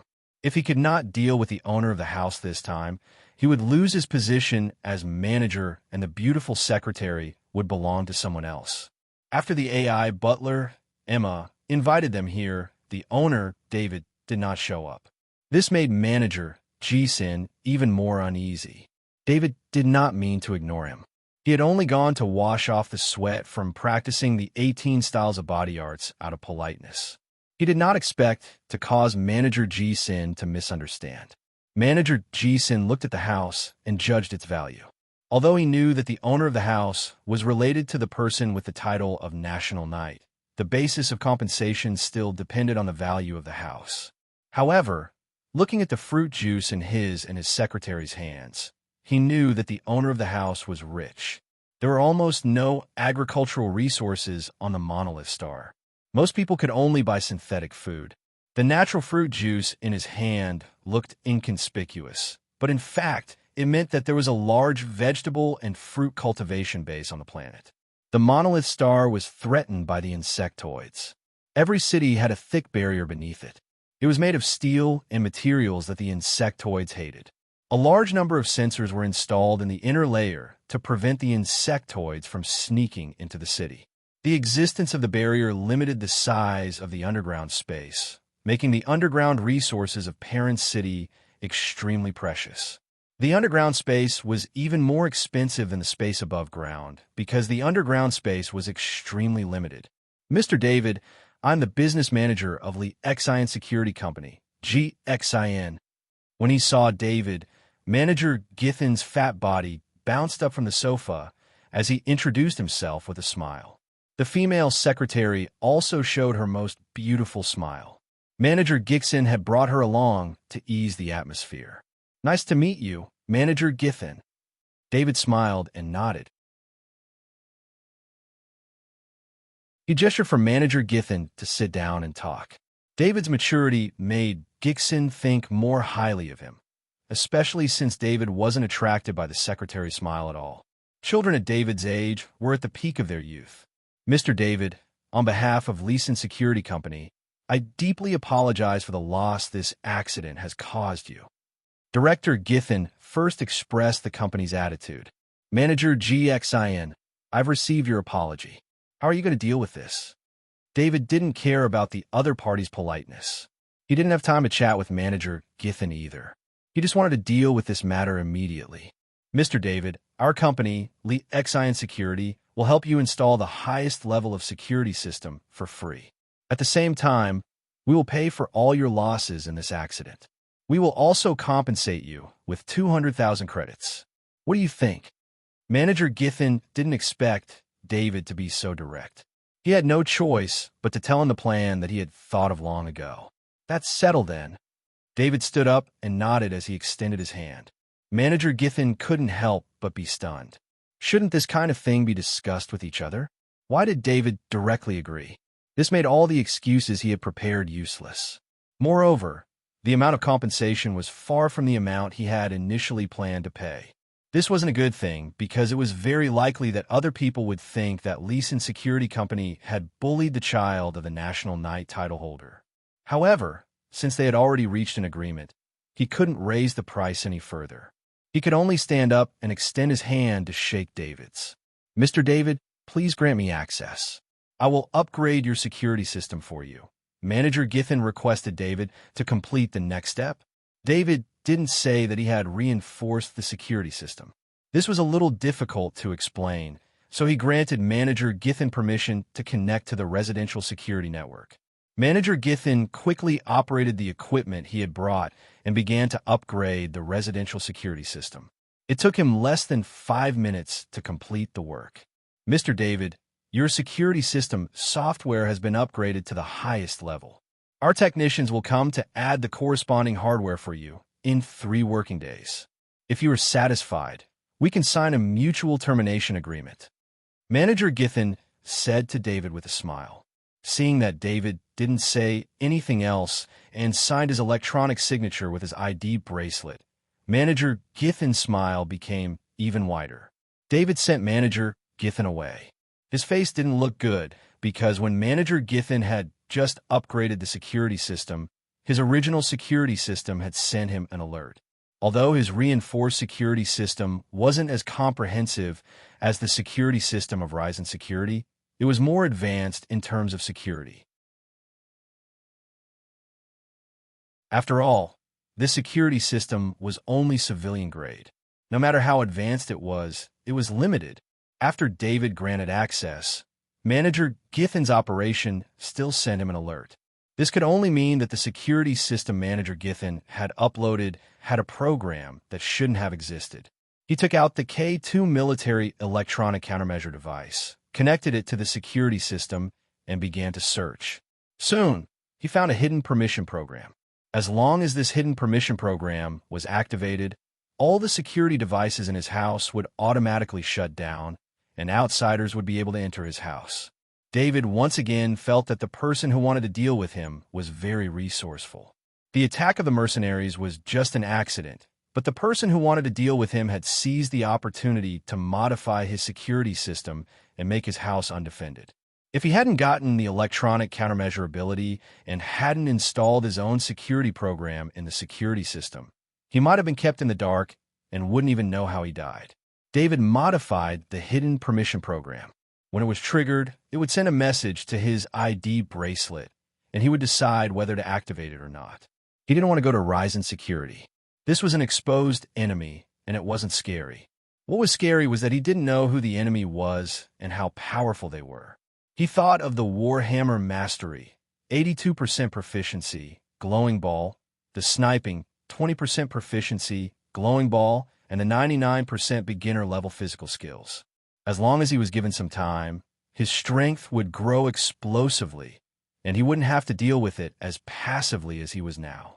After leaving David's house, Manager Githin sat in the car with a very serious expression on his face. He didn't seem to be happy about solving the company's problem at all. He entered a line of words on his ID bracelet. Mission completed. Dear, I want to eat natural vegetables. The secretary said softly. Okay, I'll take you to a big meal. Manager Githin put on a smile and waved his hand. Before the new year, Ryzen Security came to install more security monitoring equipment. These were all compatible with the most advanced security system software. David also checked the security monitoring equipment one by one, and he didn't find any backdoors or hidden programs. His enemy wasn't interested in his private life. They just wanted to make it easier to deal with him. Time passed, and until December 31st, no one activated the hidden permission program. David judged that it was very likely that the enemy wanted to wait for the previous incident to settle down before thinking of a way to deal with him. It was in this atmosphere that the government's New Year reception arrived.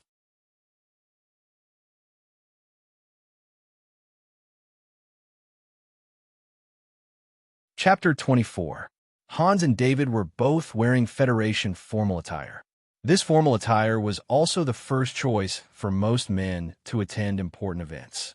Other than some differences in the fabric and decoration due to wealth, the general style was pretty much the same.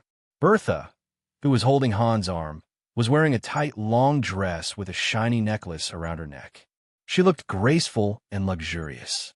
Eddie, who was too young, was not allowed to attend this level of cocktail party. The New Year's Eve cocktail party was arranged at the Chester Hotel.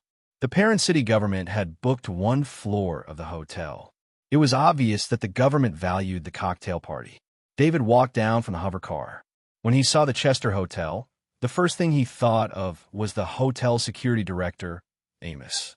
Although Amos was dead, the fact that he was spying on him proved that he was involved in the plan to kill him. So was the Chester Hotel also involved? Was the boss behind Amos an important figure in the Chester Hotel? Questions arose in his mind. He sensed the shadow attendant floating a few meters above his head. With the shadow attendant's perception of danger and the level of the cocktail party today, he did not have to worry about his safety. It had been almost 10 days since he got the shadow attendant. During these days, he could not control himself when he was sharing the shadow attendant's vision and hearing. Now, he could easily look around with the shadow attendant's eyes without affecting his movements. When he walked into the Chester Hotel, there was no need to check at all. The multi-channel scanning equipment had automatically obtained the information of the person's ID bracelet. Those who were not authorized to enter the cocktail party would immediately be taken away by the guards. David, go find your friends first. I will find you later. After entering the cocktail party hall, Hans turned his head and whispered to David. David nodded. He could also see that Hans was not as insignificant as the memory of his predecessor. Everyone who saw Hans in the cocktail party hall would take the initiative to bow to Hans. Some people even gave the Federation's military salute. Hans needed to entertain these people. He knew that David didn't like this kind of social interaction, so he was only going to introduce David to the important people. David separated from Hans and Bertha. He didn't go to the place where the young people gathered. He didn't have any friends there. His predecessor had almost reached the pinnacle of socializing. Due to the deterioration of his relationship with his father, Hans, his predecessor, had never participated in any social activities. It was as if he didn't have any interactions with the young people of the same age as him. This made David feel a lot more at ease. Even though he had the memories of his predecessor, this world still felt unfamiliar to him. Especially that powerful enemy, which made him feel insecure at all times. Every time he saw a stranger, he couldn't help but wonder if the enemy had arranged for them to approach him. He took a glass of natural fruit juice from a passing waiter, took a sip, and walked to an empty corner. David slowly drank the natural fruit juice as he connected to the shadow attendant's body. He let the shadow attendant pass through the ground and fly down. After a while, he seemed to have unintentionally moved a dozen meters to the side. On the floor below, where no one could see, the shadow attendant was looking for something in the room. Before he came, he found a map of the Schuster Hotel through the Skynet. Only the most luxurious hall on the second floor would be the venue for the city government's New Year's Eve party. The first floor had a guard room. What was in the guard room? Naturally, there was the security photon computer of the entire Schuster Hotel. David wanted to find the location of the photon computer and then use some special methods to obtain information about the hotel. "Hi, how are you? How come I haven't seen you before?" An enthusiastic voice broke David's concentration. David looked up. A burly young man was holding a glass of red wine and looking at him. Although this young man was also wearing the Federation's uniform, David's rather dashing suit made him look like a suit of armor. "Hello, I'm David Kerr." David raised the glass of fruit juice in his hand and replied with a smile. "I'm Myron." Myron also raised the glass of red wine in his hand and introduced himself. Then he thought of something and said in shock, "Oh my God, your surname is Kerr. Are you the eldest son of the legendary Hans Kerr?" "If there is no second David Kerr, then I am." David shrugged and said helplessly. He was also helpless about becoming a legend. "Seeing that you're staying away from those noisy people, I don't think you like to socialize." "We're the same," Myron said softly as he pointed at the group of young men who were laughing and chatting with a few young ladies. David glanced at the friendly Myron. He didn't see that Myron didn't like to socialize at all. Instead, he seemed to be looking for him to chat. "David, I'm telling the truth. If I didn't hear that there's a big shot coming today, I wouldn't have come," Myron said when he saw that David didn't believe him. "Big shot." David looked at Myron.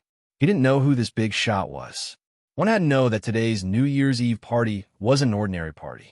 All the high-ranking officials in Parent City would be attending. The rest would feel honored to be invited. It could be said that this party gathered all the elites of Parent City. Just as David and Myron were talking, the hall suddenly became quiet. David and Myron both looked at the rostrum of the party. At this time, a few officials that David was familiar with walked out. "Wow." All the guests applauded to welcome the arrival of the officials. "Thank you all for coming to the New Year's Eve party," an official said with a smile as he waved his hand. His voice was automatically transmitted to the loudspeakers in the hall through his identity bracelet. Although David's predecessor was relatively isolated from the outside world, he still recognized the official who was speaking. It was Mayor Bernard of Parent City. "Myron, where's the big shot you mentioned?"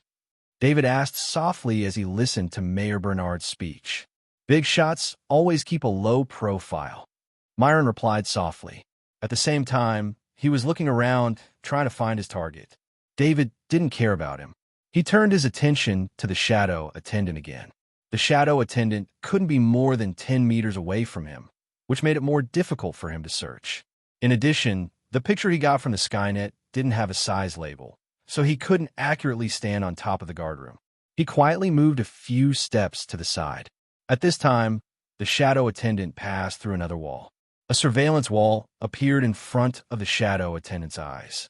The surveillance wall was divided into nearly 100 small windows, each showing the corresponding surveillance content. Only 2 security guards sat in front of the surveillance wall. With the help of the smart system, the security guards only needed to pay attention to the security system when the alarm sounded. They didn't need to use their eyes to judge one by one. David's target wasn't the surveillance wall, but the cabinet next to it that was sealed with a security lock. Even if Edna, the electronic countermeasures master, was still alive, she couldn't hack into the security photon computer without being discovered. Electronic countermeasures master was an offensive profession. Using signal suppression to attack was the specialty of electronic countermeasures masters. However, if an electronic countermeasures master did the same in the city, it was simply an act of suicide. Once a forced attack was launched, it would inevitably trigger Skynet's tracking. Such a big hotel wasn't David's residence. It couldn't be blocked with a signal jammer. David, on the other hand, was different. The shadow attendant's invisibility and penetrative ability made his electronic countermeasures master even more effective. This was also why he dared to think about breaking into the hotel's security photon computer when he was at the New Year's Eve party. Mayor Bernard's speech was still going on. David's shadow attendant silently passed through the cabinet that required the hotel's high-level clearance to open. What appeared in front of the shadow attendant was a photon computer as tall as a person. When David saw the model, he couldn't help but think to himself, how generous of them. This photon computer was the size of a small server. A photon computer like this could be used as the main photon computer of a spaceship. A photon computer worth up to several $1 million showed how much importance the hotel placed on security.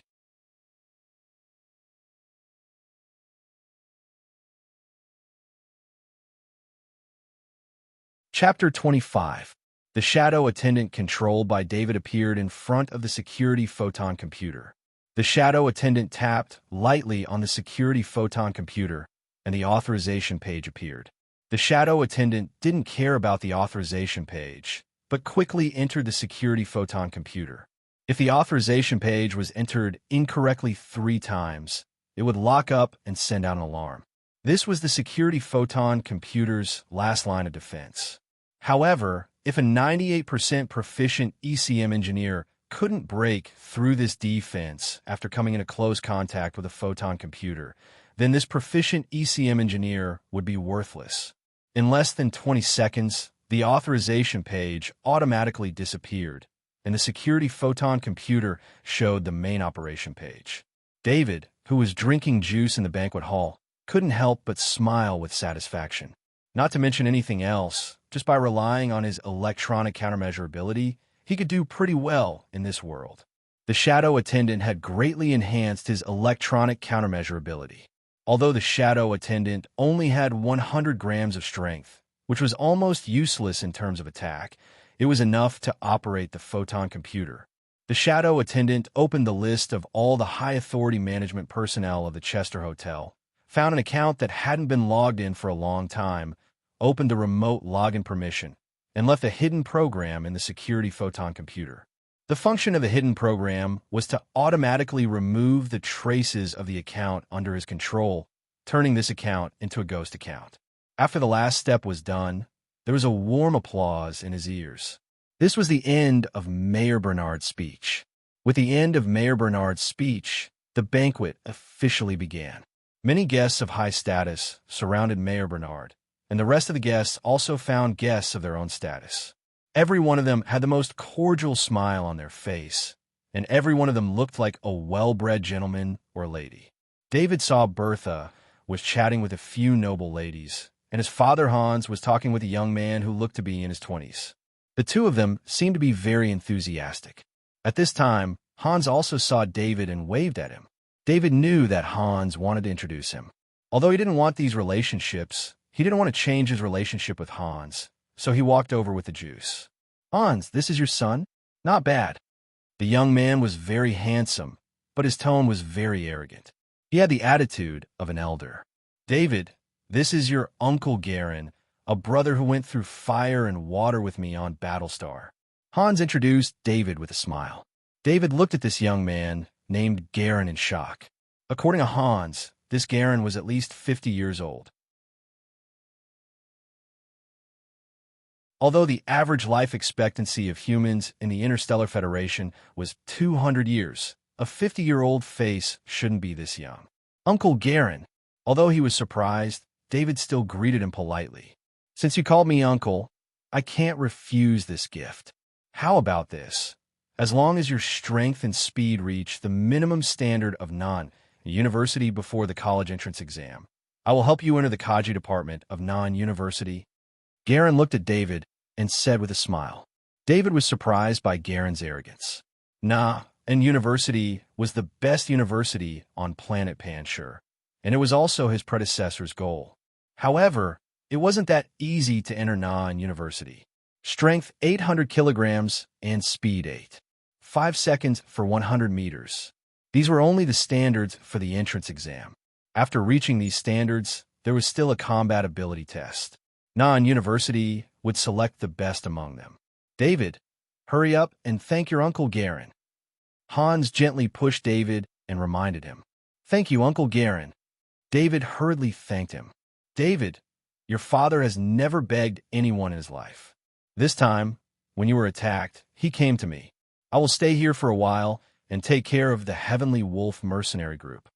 Garen glanced at Hans and then said to David, Garen, why are you saying this? Hans said as he patted Garen's shoulder. Hans, what's wrong with you caring about your son? He was lucky this time to escape from a group of Kaji mercenaries. The Heavenly Wolf mercenary group won't be able to escape. When the Fifth Fleet heard that your son was attacked by interstellar mercenaries, they immediately locked down the entire planet Panshur. Garen said with a smile, I've troubled my old friends for this matter. Hans shook his head and sighed. A nation knight cannot be humiliated. This is an iron law. Although you don't want real power, you still have your honor and influence, Garen said in a deep voice. He then looked at David and continued, The Heavenly Wolf mercenary group is done for. I'm staying here because I'm afraid that they'll find trouble with David when they're at the end of their rope. Also, I'll take this opportunity to teach David. With his current physical condition, he won't be able to keep up with the progress, even if he's thrown into Nine University. Mr. Garen, I wonder if you can bring my son along when you teach David? At this moment, Mayor Bernard had already arrived beside them and asked with a smile. David saw the young man beside Mayor Bernard. It was Myron, who he had just talked to. At this moment, Myron was greeting him. David, since he's your friend, let's go together. Garen saw how Myron and David interacted, so he didn't refuse. After all, teaching one was the same as teaching two. David was about to say something, but Hans gently tapped him. He understood that there was a deal that he didn't know about. It seemed that Myron came to chat with him today, not because of a coincidence, but because he had a purpose. However, seeing Myron's somewhat flattering smile and the mayor's son speaking so humbly, he couldn't say anything. At the same time, he also remembered the big shot that Myron mentioned. It seemed that it was this extremely young Garen. David, what weapon do you use? Myron and David walked to the side and didn't interrupt the conversation between Hans, Garen, and Mayor Bernard. Anyway, Myron and David didn't want to participate in their conversation. I've learned the longsword before, but I want to try the warhammer in the future. I also want to see if I have the talent for sniping. David thought of the 82% proficiency level warhammer mastery knowledge ball and the 20% proficiency level sniping knowledge ball. He didn't say anything but left some leeway for himself. Why don't you continue to learn the longsword?